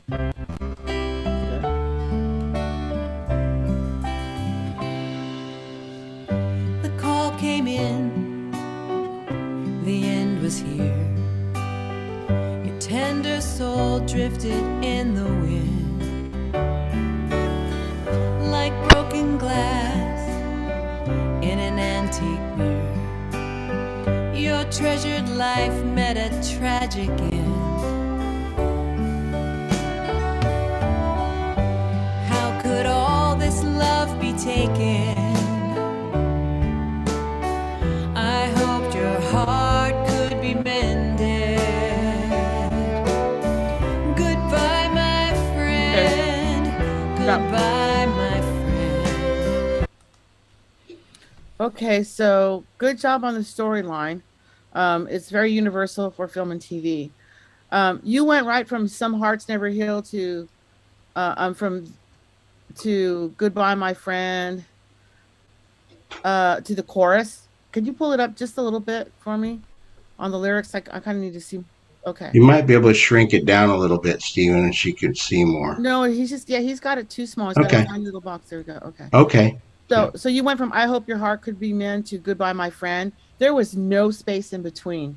So if you hadn't had verse or chorus written down, there was no music in there to separate that. So you always want an adult contemporary singer-songwriters, we always want to know where you're at. And so that has to be a space. And I also need dynamics and some measures with some instrumentation telling me, here it comes. Like Ba da da da da da. Goodbye, my friend. Something in to say here. We're in this section because you just go from one to the other, and so there was no definitely need separation. Also, without even hearing the song, I'm looking at the chorus and it's got 1, 2, 3, 4, 5, 6, 7, 8, 9, 10. For a song that's this simple, that's too much of a chorus. I'd have to restructure the chorus so that just a single line or two punches through along with the melody. Also, it seems to just lack a little bit for me for film and TV. And I'm comparing it to what I'm buying and selling now. It doesn't have enough forward motion. The drums Mhm. are just kind of uh, stiff and mechanical. And so the one way to repair that, and this is the hardest thing I teach in the songwriting class, is dynamics. How to separate it from the verse and the chorus, and how to put sprinkle fairy dust in between the sections to support the vocals. Because on singer songwriter, the band should just be supporting the vocals, not just playing the same kind of thing. So this really needs forward motion, and so what you have is good, except I would need more separation, and then I would have to have some probably more instrumentation, or some little sparkly things in there to let us know where we're at and help support the vocal. Also, on the vocal recording, some of the vocal dropped, like men instead of men dead. Like I'm not clearly hearing the enunciation in all of the song. I'd have to hear more of it. But for a demo track to try and sell, I think I would definitely put some separation in between your song structure. Um, and before I start to push it, Mhm. because I should be able to not even read the lyrics and always know what part of the section I'm at. Here's the intro, here's the verse. Oh, this is another verse. Oh, this is the chorus, and I want to be able to stop the song halfway through and ask 10 people in the room repeat the lyrical line back to me that's stuck to the ribs. And when you don't have that kind of separation, those will be issues right away. That makes Yeah. sense. Does that make Yeah, sense? we might be able to remix it and put some space in between the verses and the chorus. And Would this shorten with up the chorus and add more sprinkle with either guitar or a different instrument. And that's dynamics. It's missing dynamics. That's yeah, a hard one to teach. That's yeah, dynamics is the violin comes in much stronger as the song progresses, but you're talking about maybe adding another instrument as well. no, because you could actually add sparkly dust with the piano. Mhm. Okay. And there's songs that I used to teach that. It's a whole class on dynamics, and those are the little things. So what I'd like you to do is to go back and listen to a song that's similar to it, and then I like you to listen to all the instruments and what they're doing in each Mhm. section. Is there piano in the verse? Is it in the intro? Is it in between these sections? Is it, and then what's it doing? Is it playing all the way through? Is it playing while the person's singing, or does it sparkle right before the person sings and right at the end? And things at the end of the song, instead of taking heart, day, heart, heal, heal, it's like heal, heal, heal. I mean, there's different ways to say heal. Okay, so that's a Mhm. dynamic. I could say some hearts never heal, or some hearts never heal, and I put a pause in front of it, or some hearts never heal. I said heal 3 different ways. So those are 3 different types of, those are dynamics that will add emotion. It's almost like, how do you teach mojo? A lot of that is through the instruments. I'm listening with the instruments and have the musicians. It's more than just playing in time, playing the right chord, and playing in cadence with what's happening with the other musicians. It's all the other magic and the sparkle dust and the little fills, and the little runs and the little diddles that come in between, and the na-nas and the hey-hays that will lift an adult singer-songwriter song to make it more connectable to the audience, because you're telling us where you're at in the song and Mhm. almost telling us what's about to come next. Okay. So yeah, I think it's a little bit more work and you're there, but I hear a lot of improvement because Thank I've you. heard your songs before, David. I mean, and Stephen, I've heard your songs before, and I hear a lot of improvement. So I did want to give you some kudos for that. Thank you. You're welcome. I can tell you've been working at it. Yep. Thanks. You're welcome. Okay, next let's see, yeah. Next we have Marika Gerard. And this is called Fences.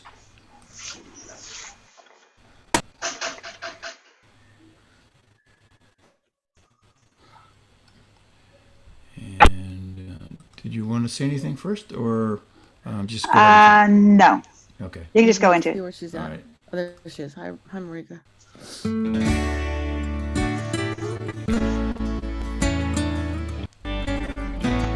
What's up with your playback? Steve, you really need to mute everybody except you. Okay. Go back to the beginning and mute everybody. All right. Everybody, please mute. All right. Yeah, including Marika during the playback.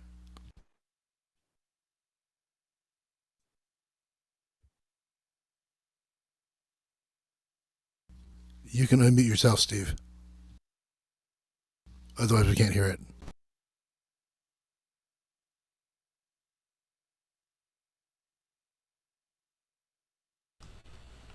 Okay. Everybody's muted, right?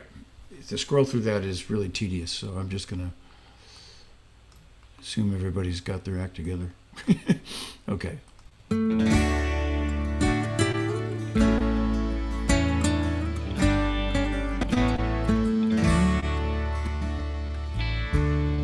There was a time when I thought that I knew you better than I know myself. There was a time when our differences just brought us closer. But lately I'm thinking that something has come between us. We build fences to keep people out. We build fences to keep people in. We use wire and brick and mortar. We use branches, sometimes we use stone. We build fences to keep out strangers. We build fences to keep things inside. And the fences that we've built between us, we built with our pride. Is there a place between your fence and mine? Is there a gate we've left unlocked? Just a place where we can unwind. Good. Awesome. I haven't heard a song like this in a while. So this reminds me of sort of a Tex-Mex, a cross between, I want to say, a good Freddie Fender song and something Americana, maybe even something I could even hear Willie Nelson doing this song. And I like that you added the male vocal on it. It's really cool. The chorus is way too long for me. Okay. And also, you need to delete the word keep because you use it too many times, and we. Okay. I would probably go more with I and you, and then we, instead of just because it's almost a little too general. Maybe in the chorus the we works, Right. But I think it's more personal if you say I or something like that, like I got friends in low places, very hooky chorus, right? We build fences to keep out people out, like that. You can use we in that section, but it's too strong. We use branches, we use stone, like you don't even need the word sometimes. Simple is better kind of songs if you keep the country twanging guitar. But I see it very Tex-Mex. This is a kind of song, if I went into the studio, the first thing I would do would be hire the Marathi trumpet player to get in there and do the intro and do the solo. Because it's really cool. It's very Americana. We have a local artist in LA called Rick Shea, who does I know Rick. Rick. This reminds me a lot of his style of music, right? Yeah, I just think it's great. Just put your chorus in half. Because I think you kind of sort of say the same thing. We keep people out. We keep our differences. I have to have more time, and I'm really rushing through because we have 20. But this song really is great and has a lot of potential. It's definitely outlaw country. It's definitely Americana. There's definitely a market for it. Just a few minor switch arounds to review the whole song, and then just go in this in the studio and cut it with the trumpet, and you're good to go on that one. Okay. Well, I'll send Very you a cool. couple of other ones. Okay, And thanks. cool. You're welcome. Appreciate it. Mhm. When you guys send me songs, make sure you're the best broadcast quality songs, because you're going into a queue that everybody's sending me to pitch their music into film and TV. I don't know So, why that sounds so bad. That doesn't sound like that. I think but it everybody doesn't though, sounds because I can hear the song punch through. Like if it's a okay. good song, I'm No, going to hear if it's a good song, even if it's badly done. I hear right through it. Like, no. I'm just saying that yeah, it's very well produced and it sounds yeah, horrible the way it sounds yeah, here. So I don't yeah, know yeah. what the Yeah, deal no, is. I can hear that. Anyway, It's a great all right, song. great. Yeah, Okay, it's a great thanks. song. It's a really great song. All right, thanks. Bye. Okay, next up is Nancy Kello with Frontline Strong.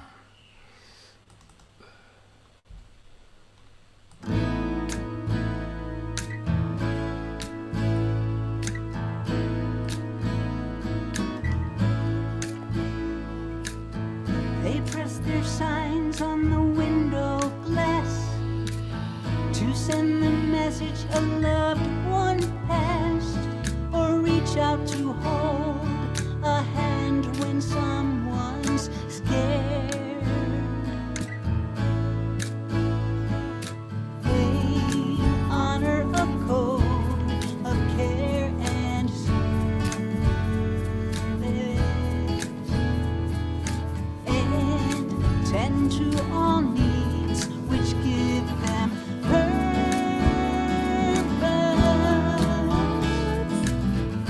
They carry on their front line strong,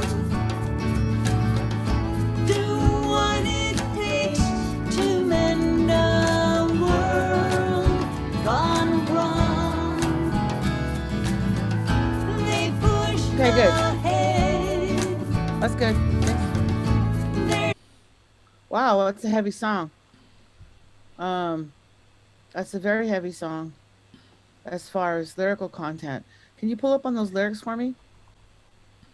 Okay, a little bit more. Yeah.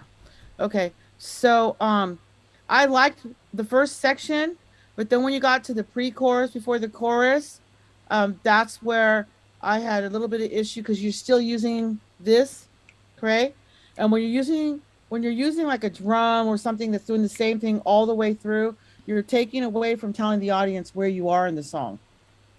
So I would do something different. That has to stop, and then like the guitar coming in, and then when you get into your verse, the dynamic is here's where the whole drums and a whole big mix comes in on the verse.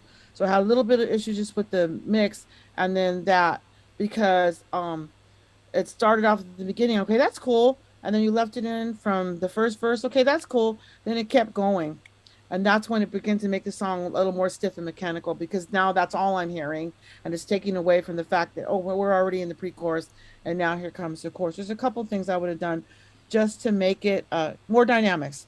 I would just arrange the music a little bit differently, um, with what the, and also it seemed like the guitar chords were kind of playing the same strum. So when you get into a change of section, like a pre-chorus or chorus, you want to do something different. So you want to tell your audience, okay, we're going to this place here. And maybe that's just double time, or cowbell or whatever it is that you're doing to let us know. So even though you're still using the same guitar, if the pattern changes or it does halftime or it does double time or it plays louder or just does bring, bring, bring instead of strum, strum, strum, that also tells us we're in a different section. So this one again, just needs a little bit of work for me for the dynamics to get it to where I'd want it to be, so that it's a solid song. And then I think the chorus was good. I would have made some changes in the production, but not in the songwritings, just to make that punch through more when it gets recorded, like high in production. Um, it's the, the thing about this, so, is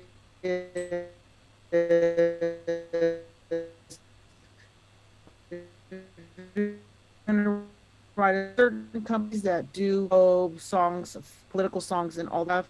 Do that limited and do the frontliners. We're just tired of that word for now. It puts you write a lot of songs about a lot of different things, so you're okay. You have other material. But good job on that one. Where's she at? Is she okay? Where's my Nancy at? Maybe she's muted. There she is. Yeah, she's muted. Yeah. Okay. I'm saying thank you and I appreciate it. I definitely appreciate the input. Yeah. Thank you for submitting your songs. If you guys don't submit your songs, what am I going to sell?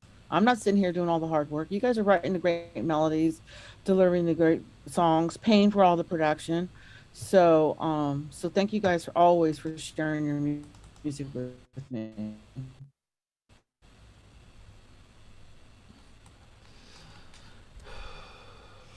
Who's next? Okay, give me a moment. Yeah, this is a JPEG as opposed to some other kind of file. So, okay, this is Javier Medrano, and it's called Senorita. Can I maybe see the top of it?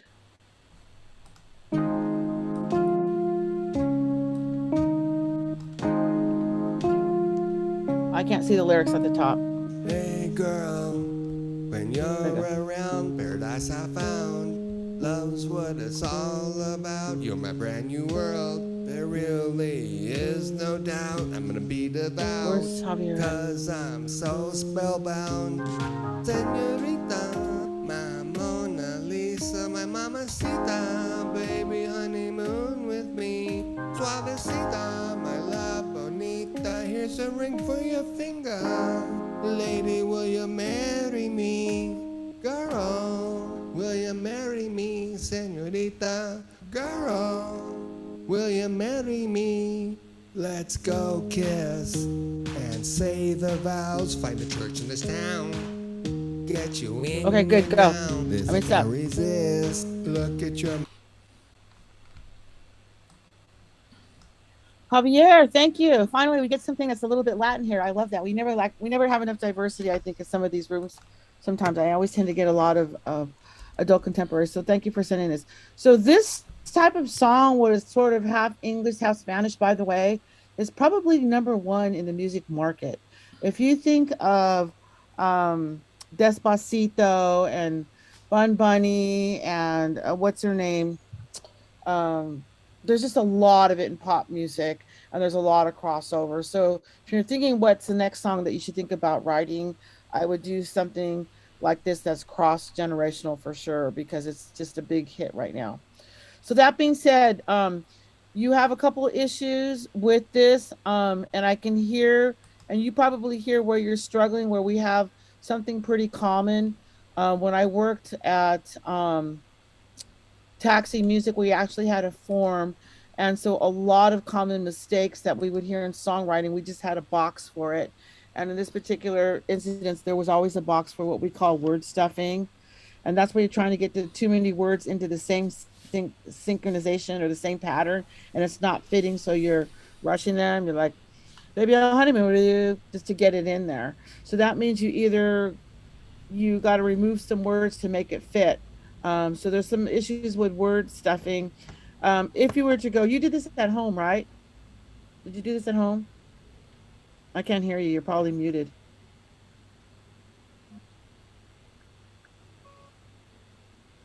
I can't hear you. You there, Javier? You're not muted here. I think your microphone itself is muted, Javier. His microphone on his earpiece or something is muted. Well, anyway, so there's some word stuffing. And so the best thing to do, there you are. Can I hear you now, Stephen? No? You can hear me, but I'm not sure about him. Okay, that's Stephen, not this one. Yeah.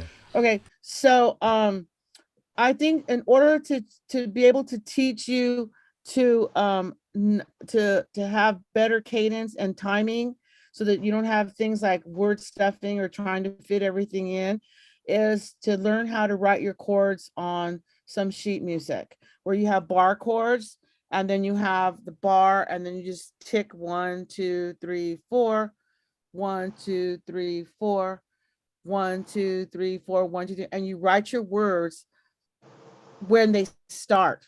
and when they end. That's going to show you where you're having issues with word stuffing and try to getting too much into one measure that doesn't work. Also, just by looking at the words, I see a lot of words.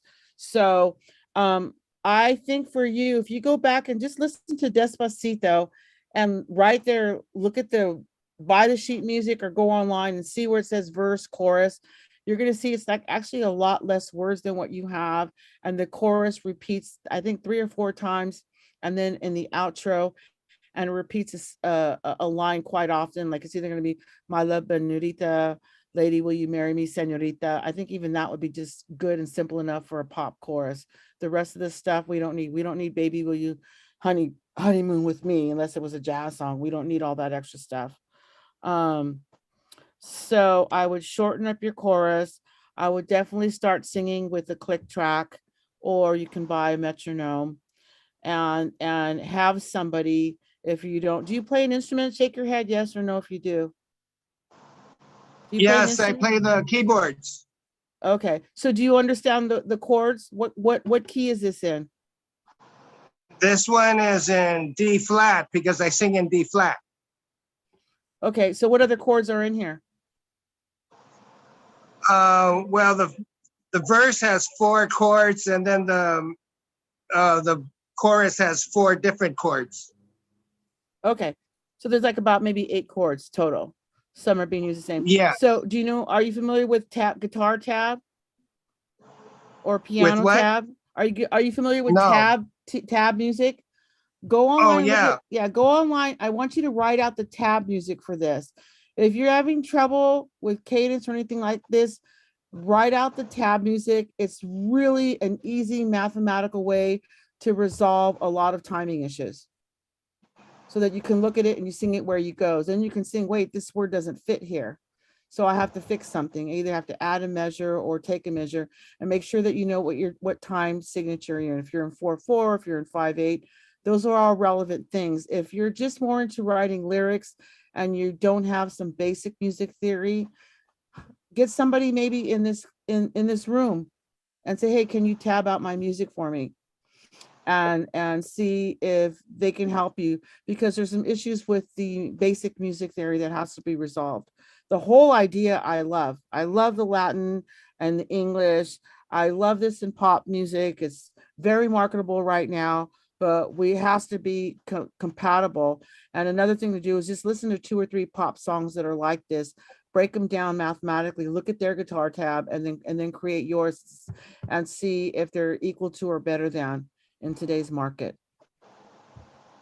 Okay. I'll do that. Okay. Yeah. Start with the tab. That'll help you with the structure. Okay.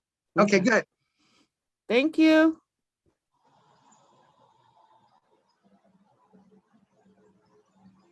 Who's next here?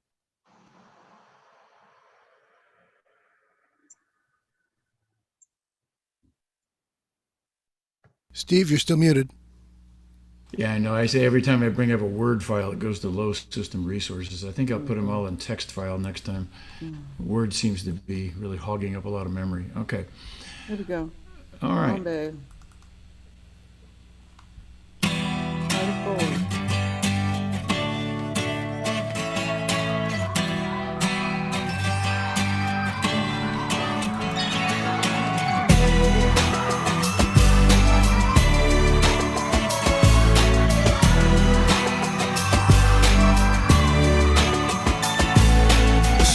Smiles on children's faces, different colors, creeds and races, yet they play in harmony. They're too young to commit the sin, don't care about color of the skin, and that's how we should be. 'Cause all they see is the spirit that's underneath. All they know is just another soul. Eventually, the pressure from society will tarnish their hearts of gold. As the children come of age, some inherit hate and rage, 'cause that's the way they were raised. someday they'll see the light that we all deserve equal rights. Let's let the children lead the way. 'Cause all they see is the spirit that's underneath. All they know is just another soul. Eventually, the pressure from society. Good. Can you hear me? Hmm? Good job. So this, I mean, I really have to hear the whole song, but I think this song has a ton of potential. It's a great topic right now. I actually get requests for this kind of stuff. Um, Especially with like a lot of the programming that gets like on HBO, a lot of the more adult programming, this is really good for. Um, Shows like Billions and stuff like that. It's really, really good.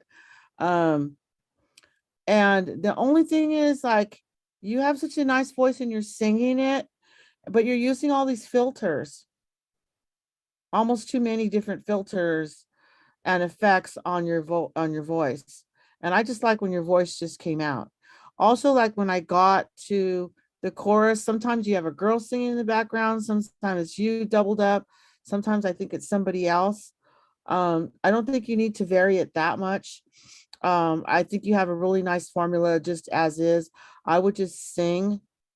If you want to use some filters and some things, you can use some white noise and stuff like that in the music and the production part, but you don't need to use it in the vocals. I think your vocals deliver the song better. And then if you are going to use some sort of effects or vocals, um, don't use too many, but you can use them in the chorus. That helps to tell us like where you're at in the chorus. It's a solid chorus. This song, ladies and gentlemen, has some dynamics in there.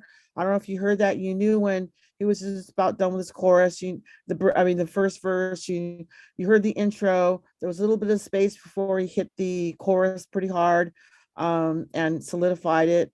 So I just think some of the electronics and productions I would go a little bit lighter on, but this is a really, really, really good song, especially for film and TV, because most movies and film have some sort of angst to some sort of soul searching. Movies don't go, "Hey, I'm happy now. I'm happy in the middle of the movie, and I'm happy at the end of the movie." I mean, there's always something going on, and this is really good for some of the adult programming that I'm getting requests for. Again, the HBOs and the Showtimes and the stuff like that. Maybe even some of the stuff that's on the television Fox network. Some of the stuff they're putting out. It's very edgy, and I was nervous at first because I'm like, oh, this sounds like Oasis, the music. Today is gonna be the day, and I thought, oh, there's gonna be a copyright issue. But then as soon as the vocals came in and a little bit of change in the instrumentation, I go, no, okay, it's not close enough. I don't know if you guys caught that, but I caught that.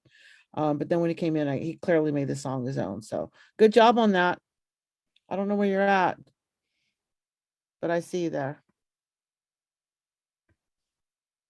Okay. Thanks, Harambe.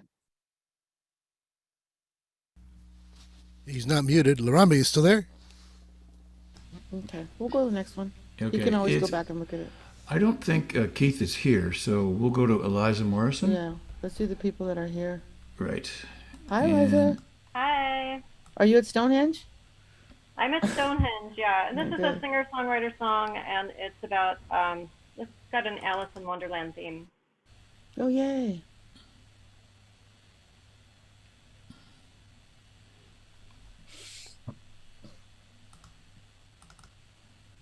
On your lyric sheets, there's a special template we have. And don't forget to put your phone numbers.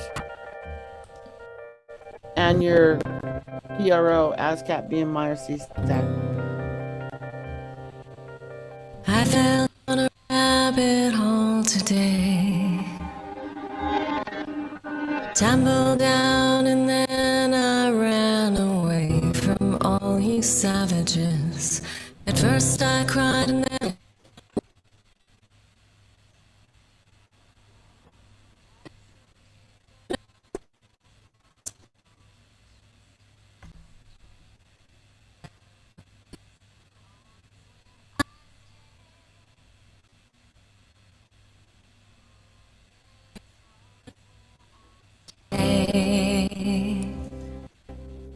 It ain't nice, but I get by here.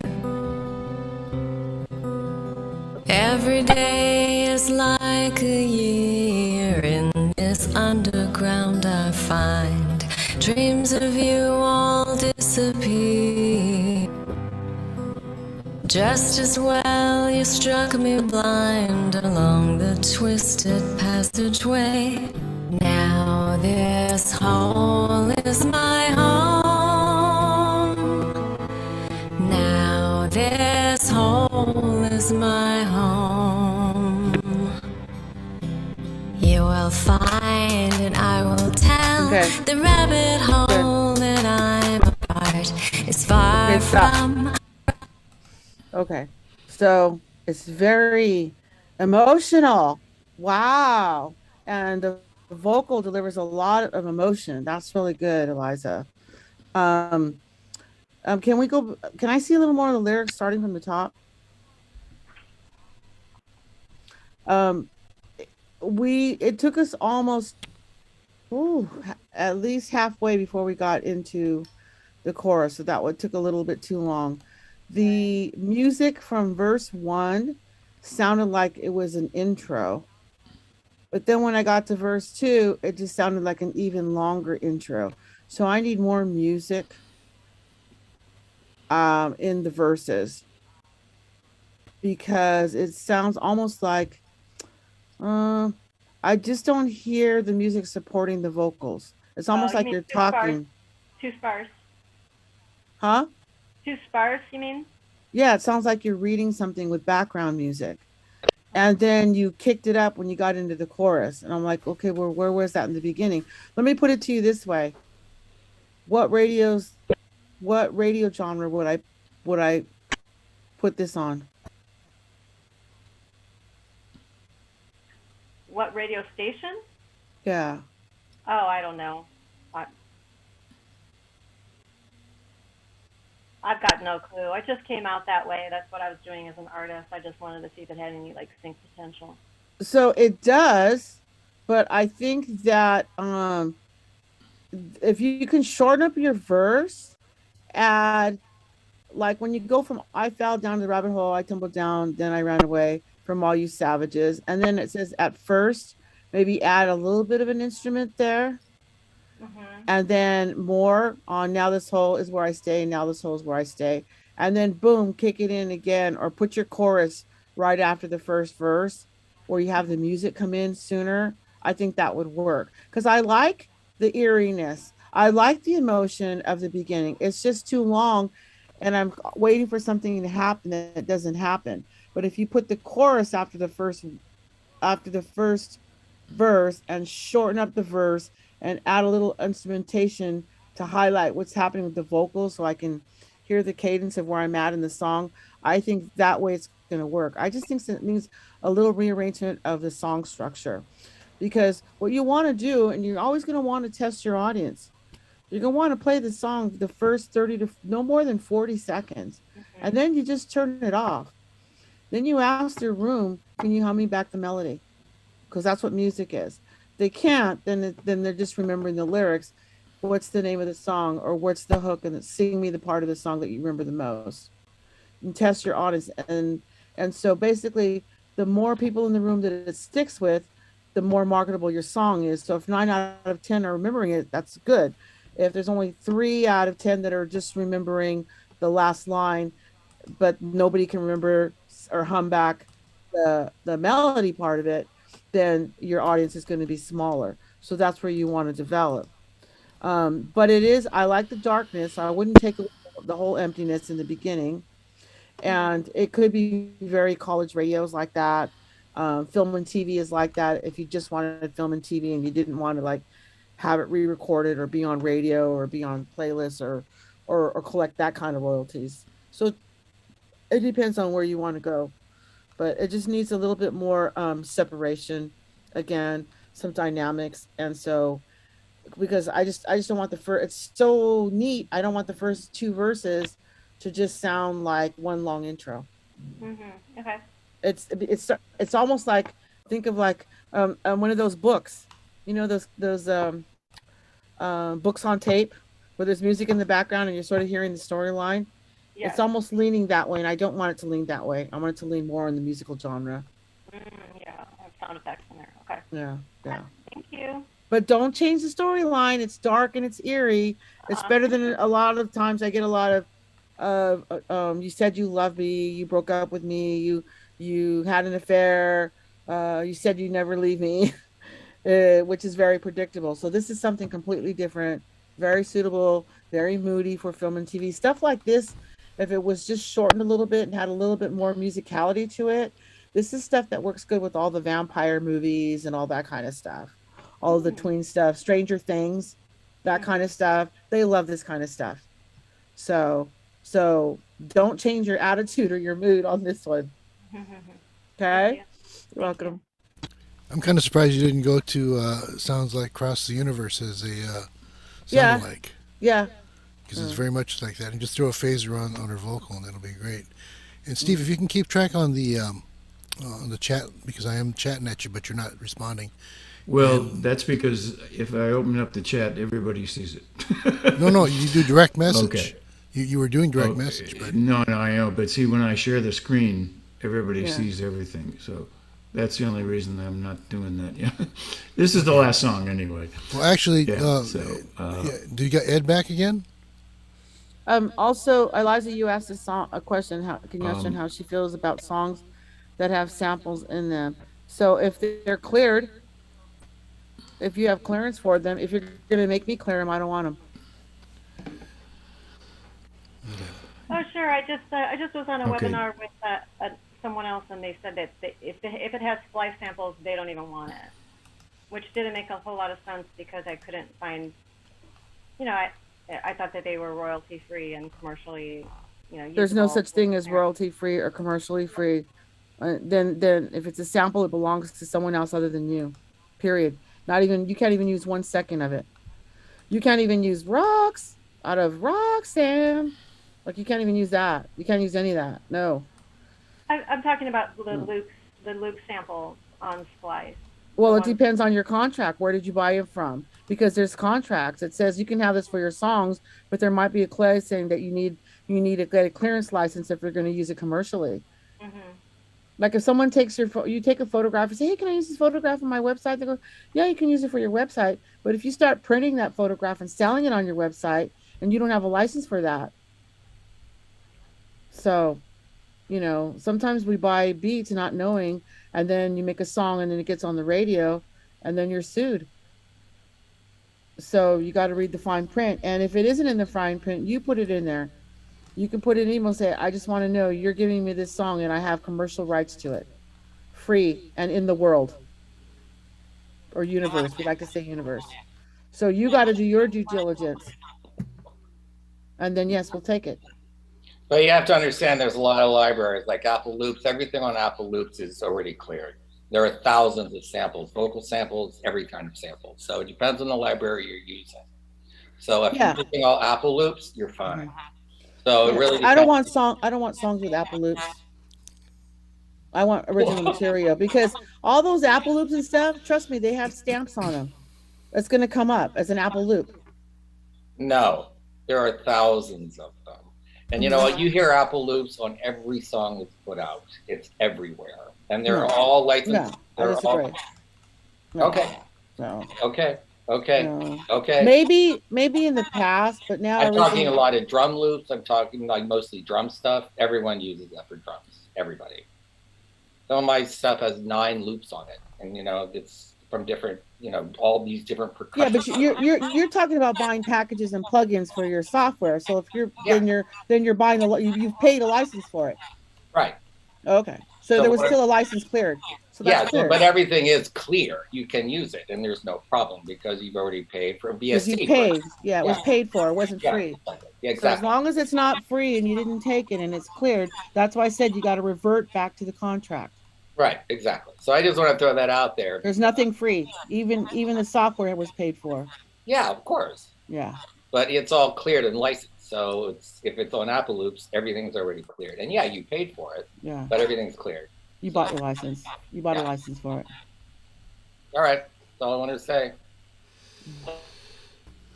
Okay, did you want me to try Ed's again? Yeah, except when you try Ed's again, make sure that everybody is muted except yourself Is Ed in because the room?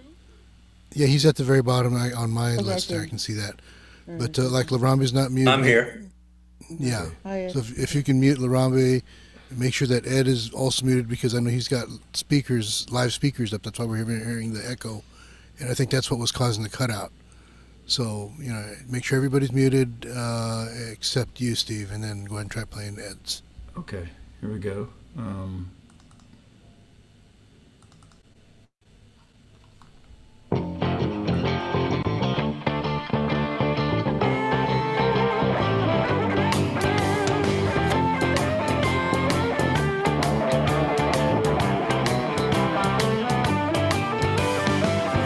Last night in a dream, there was nothing as it seemed. It wasn't you, it wasn't me. What did it really mean? The way you treat me. Why can't you see? I just want you to know. You had me crying in my sleep last night. The things you said ran through my head. What a blow. Pull up the lyrics. You had me crying in my sleep last night.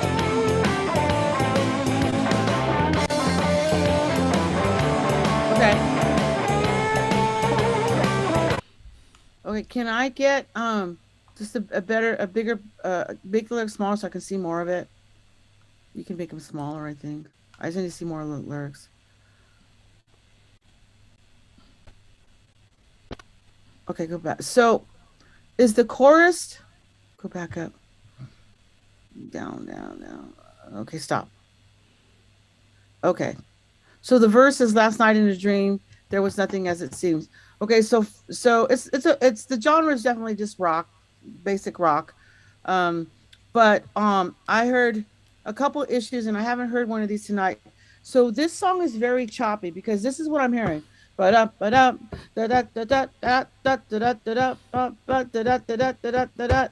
there's it's very choppy instead of forward motion. It's very cut up because the way you're delivering your vocal line, the way you treat me, why can't you see? I just want to know. Like it's just like no, it's got to be the way you treat me when you can't see. I just want to know. That has more variation than just me, see, no, crying, sleep, night, blow, said, night. So that's just the vocal delivery is just so choppy that it needs more flow and more forward motion. Also, there's a lot of pitch issues in the vocal. How was this recorded? Where'd he go? In a home studio. Okay. Did you use the click track with it? Yes. Okay. On there, do you have what software are you using? Studio One. I'm not familiar with Studio One. I haven't used that one. Does that have that you should be able to see when you're in and out of pitch though, right? Most softwares now come with a button that you just see where you're out of pitch. Vocals are out of pitch or guitar's out of pitch. It shows you that just like a tuner. So if you're using that software, you should be checking that before you stamp your song to make sure everything's in pitch. Some of the new, more sophisticated equipment has S cancel, like Ableton does, where somebody's singing, they sing all the S's in it, so the S's come out too hard like this. So there's an S cancellation that will stop the S's from hissing on all the vocals. There's all kinds of tricks in the software now to be able to do some of these fixes. So pitch, and if you're not sure if you're out of pitch, there's software I have on my phone, software. And if you sing into it, you can practice singing your songs and it'll go into the red, it'll stay in the green if you're singing in pitch. So in the year 2022, you should be able to, in your home studios, be able to write and sing and deliver music with everything in pitch. So I did hear little pitches. So, but again, I'm not familiar with that software has that or not, but it's something to consider. Normally also in rock music, if you compare it to, the Tom Pettys of the world, you're going to hear that the verse has a little bit more storyline, and the chorus can be more shorter. Like, I won't back down, I won't back down. And so I would like to see if this is going to be a just a traditional straight up rock song, that you have a that your verses are longer than your choruses. And then I would do some dynamics so it's not so choppy on the vocals. And so everybody that's writing songs and recording, if you don't have a sophisticated home studio and you're singing and recording your song, there's no reason why you can't have your phone next to you with the app that costs $1.99 that shows you're singing in pitch, just like you're tuning an instrument. Okay. You want to be able to compete with today's market. It's just not how good your song is. Think of all your music as how good is your song, and compared to what's out there on the film, to what's out there on the radio, to what all of the hundreds and hundreds of songs that I'm getting sent every week. Is it going to be equal to or better than? So if you want to move to the top of the pile, there's little things and there's tools now. Before, it used to be hard because you'd spend all this money to go into the studio and be very expensive. You'd have to have a lockout, all this gear, and rent a studio. But now with the little chip and computers and apps, there's an app that'll help you with your BPMs. There's an apps that you can pay a few dollars and go into, like, I think I forgot who it was that I said, maybe it was Stephen Medeiros, that I said, do you have guitar music or tab music? So there's software so that if you play your song into the tab music and it's going to spit out the sheet music for you, it's going to have you a big red thing. Oh, I can't print this because the time signature is like not working. Do you want me to fix it and put it in 4/4 time or 5/8 time, or make it a waltz, And so there's a lot of tools now to be able to assist you as a songwriter to make sure that your songs, you're not having some pitch issues. As a scratch track, it's good. If you're going to do a lyric with a scratch track, though, please mark where your verse is, where your chorus is. As you can see, poor Stephen is doing overtime here to try and help me sift through your lyric sheets to say where the verse is, where the chorus is, where the bridge is. So all those things, when I'm handed music and I'm looking to license a song for film and TV in a hurry, and I have 10 great songs, I'm going to go up and I'm going to have my intern print all the lyric sheets. And then I'm going to start with the ones that are the clearest for me to read, that have what I need, so I can get to that point or that section quicker than the other ones, even though your song might be better. But because the lyrics wasn't easy for me to get to, and in film and TV, everything was due 2 days ago. When do you need it? Well, I was supposed to have this done 2 days ago. So I have to pull an overnighter and try to figure all this stuff out. It's very common in film and TV.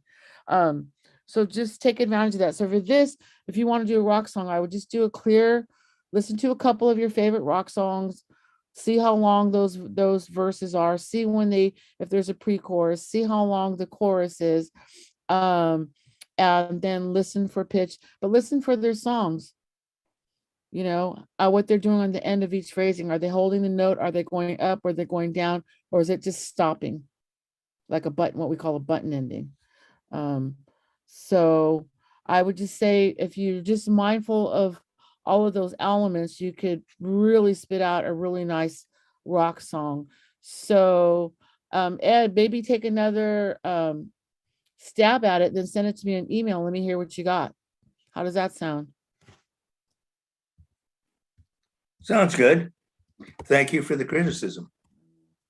I mean, it's got a lot of passion. It's got some rock in it. It just needs to be able now to compete with what's on radio. And I know it's hard because a lot of you songwriters don't have all these fancy buttons.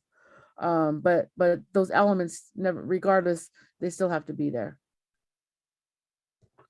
Let's see. Okay. I gotta unmute. Last one, this is myself, called Alleys of LA. Oh, I like the sound already. Or the name, anyways. Can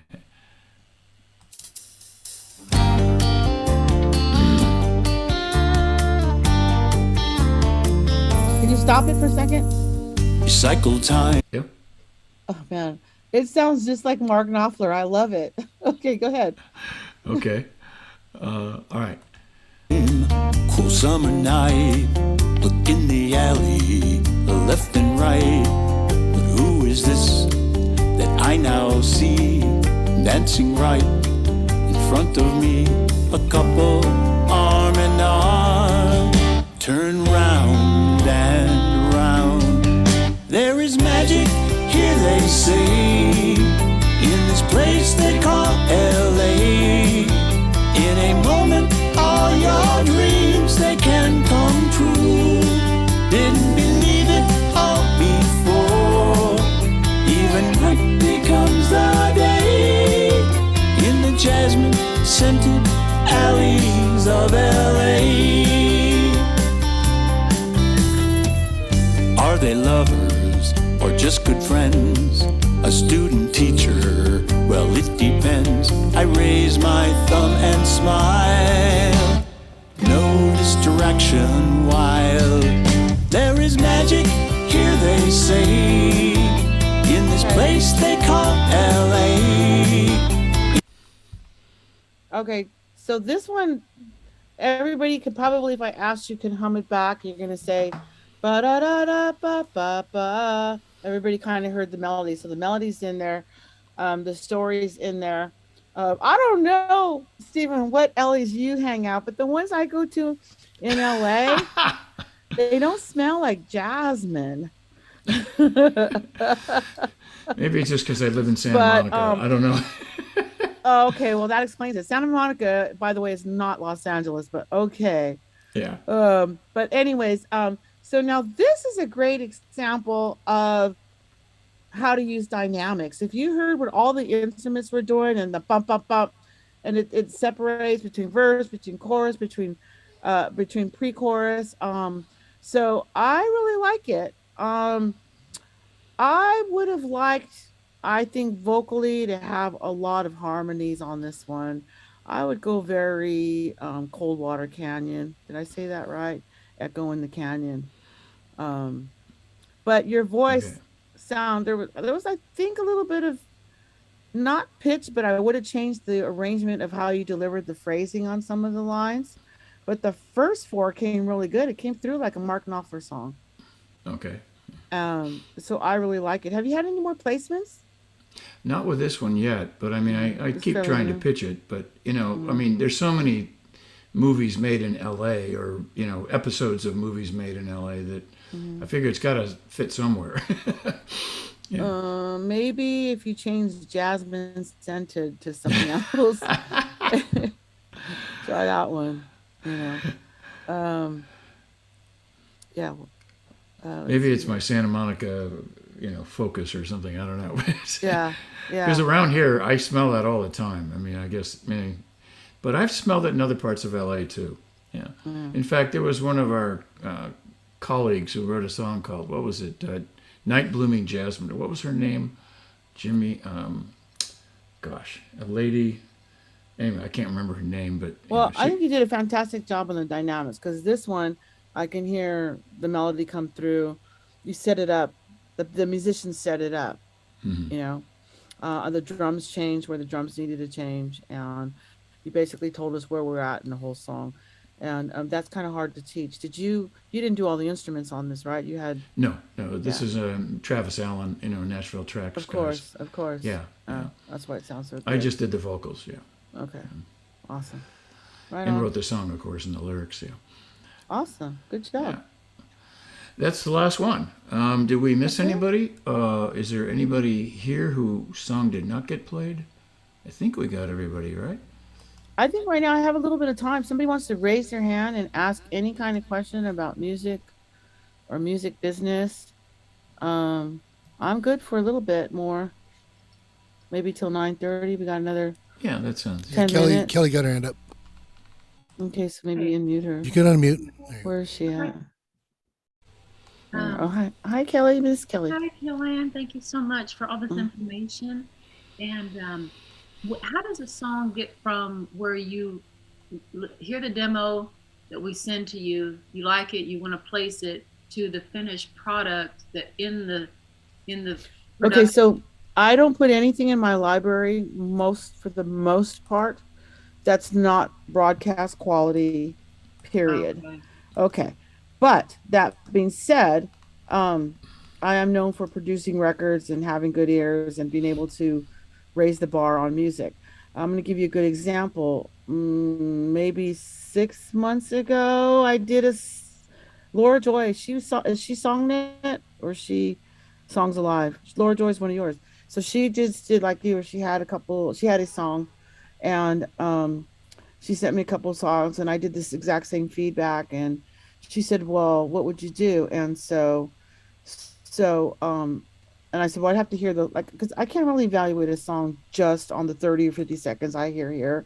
And with these headphones, I really like to hear songs in my studio with different headphones in my car, different ways to be 100%. That being said, it takes my time. So a lot of artists will come to me and then they'll want to know what's the next step to get to the next level. And that's where I book time. So I do for Songnet and Songs Alive and Nashville Songwriters. I don't charge $200 for 2 hours. I only charge $120 for 2 hours. As long as you book the time for me within 2 weeks from the time I spoke. So 2 weeks from today, that's when the 120 ends. But you book 2 hours with me. Then I sit down with you, just us, and I listen. And whoever you want in the room, I don't care if it's your mother, your brother, or your husband bought you my 2 hours for a birthday gift. It doesn't matter.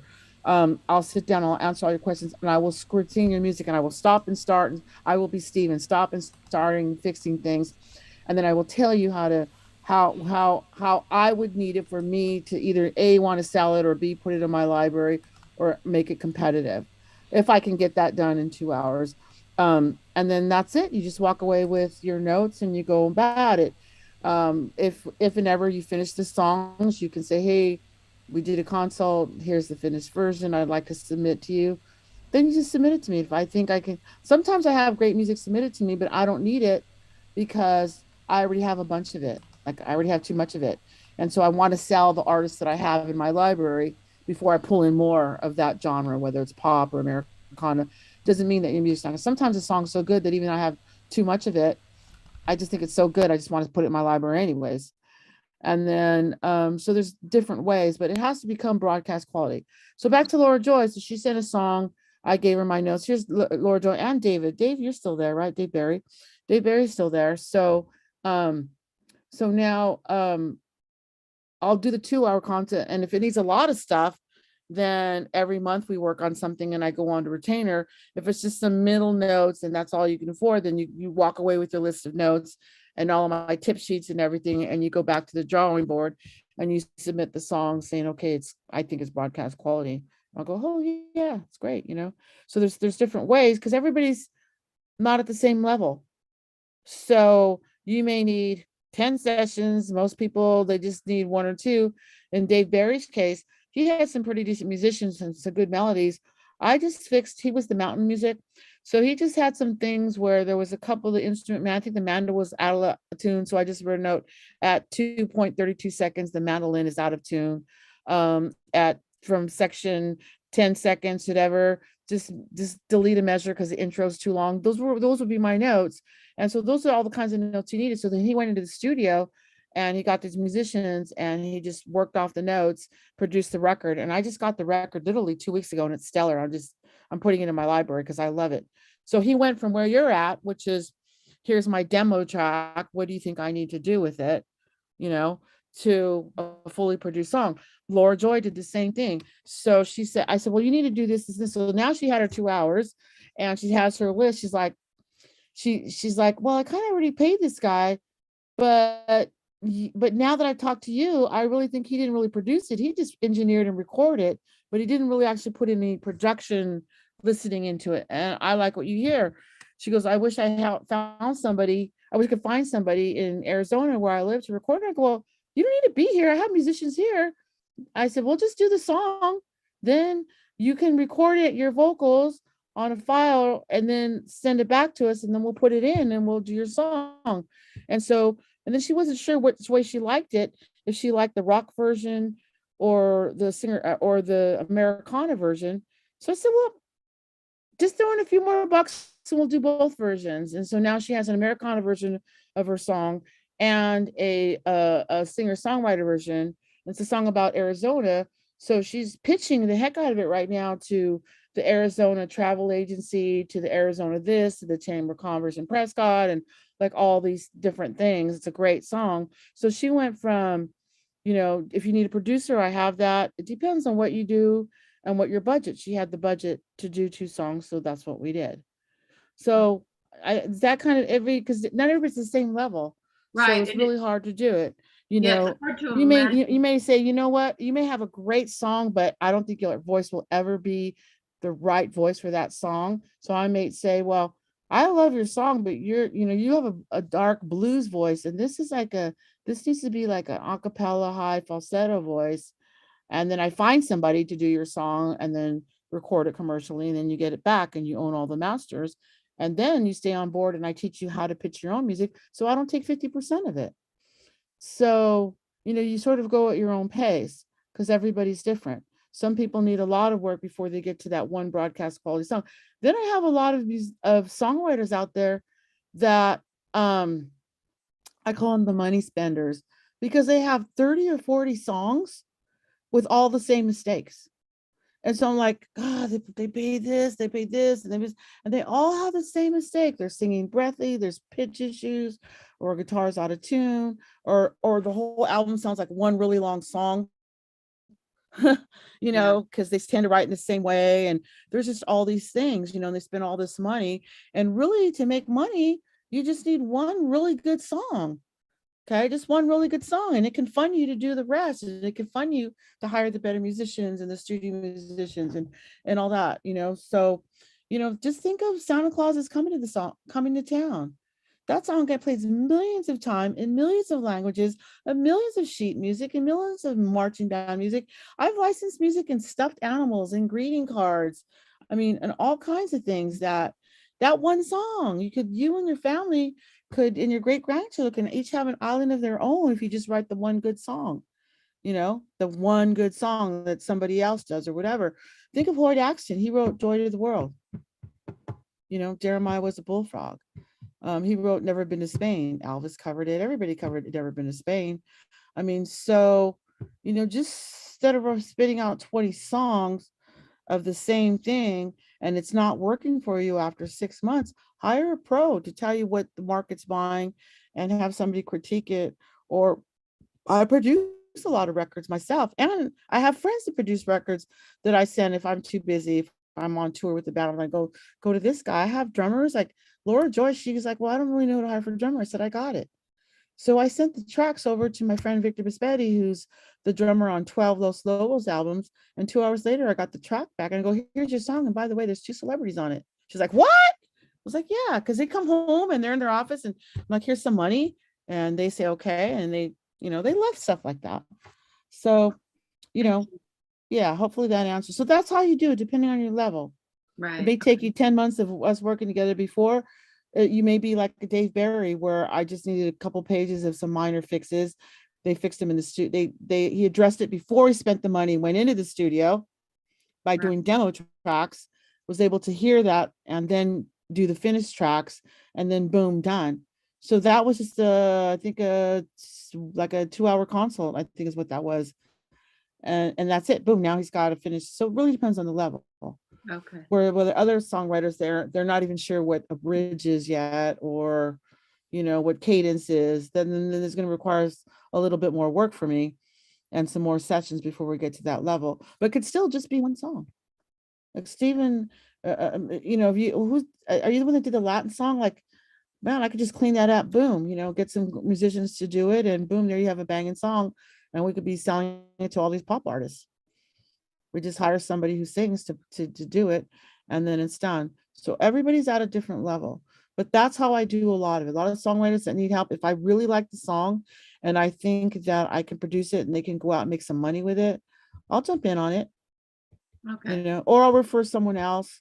I'm not the only one, but always try and get your songs. It's worth it to pay a couple $100 to have a pro who buys and sells music in today's market actively and is touring with bands and works in your genre, okay, to have them listen to your song and make some fixes before you spend the money. Yeah, right. Thank you. You're welcome. Any more questions? So you guys know how to reach me, right? musicbizgal@yahoo.com. My website is musicbizgal, musicbizgal.com. That has some of my background. Yeah. So, any more questions? Going once, going twice. Going once, going twice. Quick question. Quick question. Oh yeah. Quick question. To send you a song, all you want is like basically an email with the lyrics and a link to the produced version. Yeah, and you don't even have to have the lyrics. Oh, but if okay. you're gonna have, because that's just another page I have to open, and I won't download anything. Oh, okay. Otherwise, So I'd just have a like link. a million of submitted songs on my Hey, laptop. I would rather send you just the link. Okay, thank Yeah, you. just send me like a SoundCloud link. But just remember, I'm only gonna listen to the top two. Right. Okay. You know, I'm not gonna go crate digging for the one No. golden song that you have. I'll listen to that, and then I'll say, hey, thanks for submitting. I got it. If there's anything I can use, I'll let you know. Or I Okay. might go, wow, this is really good. Do you have more? Do you have a website? Like, you know, so it depends, you know. Or I might say, oh, this is really good, but I have a lot of this right now. Like electronic music, my son's really good at it. So a lot of people send me really good electronic music, but since I get a portion of my son's publishing, I'm gonna submit his first, so I won't really feel it, you know, because I have enough. And then my cousin, my baby cousin, also writes EDM music, so I want to go with that. You know, I'll just. It's not that yours isn't good. It's just that I've already have plenty, and my son can spit that stuff out with his eyes closed in 10 minutes. So, you know, it really just depends. But like I said, don't write 50 songs with the same mistakes. Just write one really good song. That should be your main focus. It only takes one hit to make a lot of money, and then you now have money to help to pay songwriters so that you own the song and write even better songs. Okay. Yeah. All right, you guys. If there's no more questions, Well, thank you, Joanne. Yes, thank you very much once again. Appreciate it. Thank you. Thank you. Yeah. Jimmy, Yeah. every time I do one of these, you give me a cup. Yes, I How know. am I going to get my cup? I think you owe me like 3 cups. Well, no, because I take them camping because it's a great talking experience. I take my song and, oh, you know, what is song that? And I'm always plugging you. But I have two that I watch because I'm going back on the road in the morning at 6.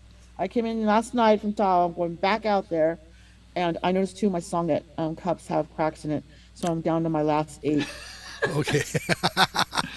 We will supply you somehow. Yes, I will definitely see you, and I owe you big time. I should. No, that's fine. I'm just no, I teasing mean you. really, you know, Yeah. you've been part of our community for so long, and I'm really appreciative of what you've done for us, and you know, gotten some people I made a placements. few of you guys some money for sure, for sure. So it's been really Yeah. good. And I've saved some money by a few of your artists, you know. So it's like, no, don't do that. Yeah. One of the just real quickly, one of the things I almost want to do a class on this is when you songwriters are submitting your music to certain websites like I don't know, Music X-Ray or Song Submit or Broadjam, there's a lot of listings there, and I get these questions a lot, and they are, oh, I sent 50 submissions to Spotify, and you know I spent $100 because they were, you know, $20 a piece, and I did 5 submissions. I'm like, well, you should have spent the $25 for the car commercial. You know what I mean? Or for the in-flight audio programming, because that's a 20 million international audience. And the car commercials usually play in the millions. And Spotify plays 0.0003 cents per spin. So, you know, you want to know the dollar value of who you're pitching to, what the potential buyers are. And who the buyers are, they could be entertainment lawyers, they could be audio engineers, they could be ad agencies, of course, you know, music publishing companies, music supervisors, record labels. Everybody's a potential buyer, so always keep that in mind. And I think Taxi is going to be in person this year too, right? Yes, I haven't been asked to do taxi, but it's really close. I may go this year. It's really close to my other festival, but yeah, it's been online, and like I'm so glad NAM came back this year because it was online and I did an online thing. It was just really, really weird. And it was so good to be in front of people again this year. By the way, when are you going back in person, Jimmy? Well, we're probably going to keep these workshops and seminars virtual because we do have people like we just saw today from the East Coast and other things. But I'm thinking about doing some other in-person things uh, with like someone like yourself because there's I those don't relationships are like, important. as much as I love doing this, it's really hard. I really like the in person on stage stuff. It just works better, I think, for them as well. And especially the stop and start and all that kind of stuff. So I think that would be good. But that I did help to restart um Songs alive, yeah. Homestead. Oh I'm yeah, doing yeah. Songs Live. So the Homestead Hoot Nanny has begun again. It's about once a month. We did the first one with what we're doing is I'm bringing an artist on board and they'll play for 20 minutes. And after that, it's a sing along or play along, or you get up and play for 3 hours. And it's a potluck and it's in Pasadena. It's a great way to meet peers. Maybe you're not the best singer, but you have an amazing song. You can find somebody there to sing it for you. So do a lot of bartering, but it's a fun thing. We brought it back for the Homestead House in Pasadena. And the next one's coming up. The next person that I'm bringing is actually a girl that I went to high school with. She plays a 12-string guitar and she sings, she's just a walking songbook. So what I did is I said, okay, play all your difficult songs the first 20 minutes so people can get to know you. And then when you open up the floor for the sing-alongs, that's when you do the easy ones, the wagon wheels, right? And the Woe Domino and all that stuff. But it's fun. It's fun. And you can get up and play a song. So check that out at the Homestead House.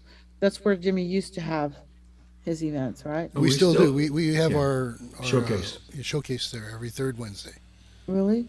Yeah, so everybody's welcome to that too. If you want to just come and play live, you're more than welcome to do that. We are also archiving those to our YouTube channel now too. So, you can check out your own performances and see, how awesome you were or how embarrassed you might get. But this will be really good, So check that out. You're all welcome to do that. And then of course we have the Kulaks connection too, and there's plenty of opportunities to play live, and we're here for you. So. Yeah, and I try to put it up. If you find me on Facebook, I'm under S like Sam, G like girl, V like Victor, music, SGV music. That's the music. That's where you'll find the Music Biz Gal page for Facebook. But there's a link on musicbizgal.com. So anyways, and I look forward to you every year. Just send me 2 songs. It might take a second or third year. I've had a lot of people whose songs got improved, and then I later on placed their music. So, it may take a while for some of you that feel like you need a little bit more help, but it can be done, and it has been done. And I have been able to help people make some music, just some quicker than others. And sometimes it's just the luck of the draw. I happen to need a song that had that word in it, and I got the placement. So, okay, everybody. Happy Okay. songwriting. Thank you again. Thank you again, See you next Joanne. time. Good night, everybody.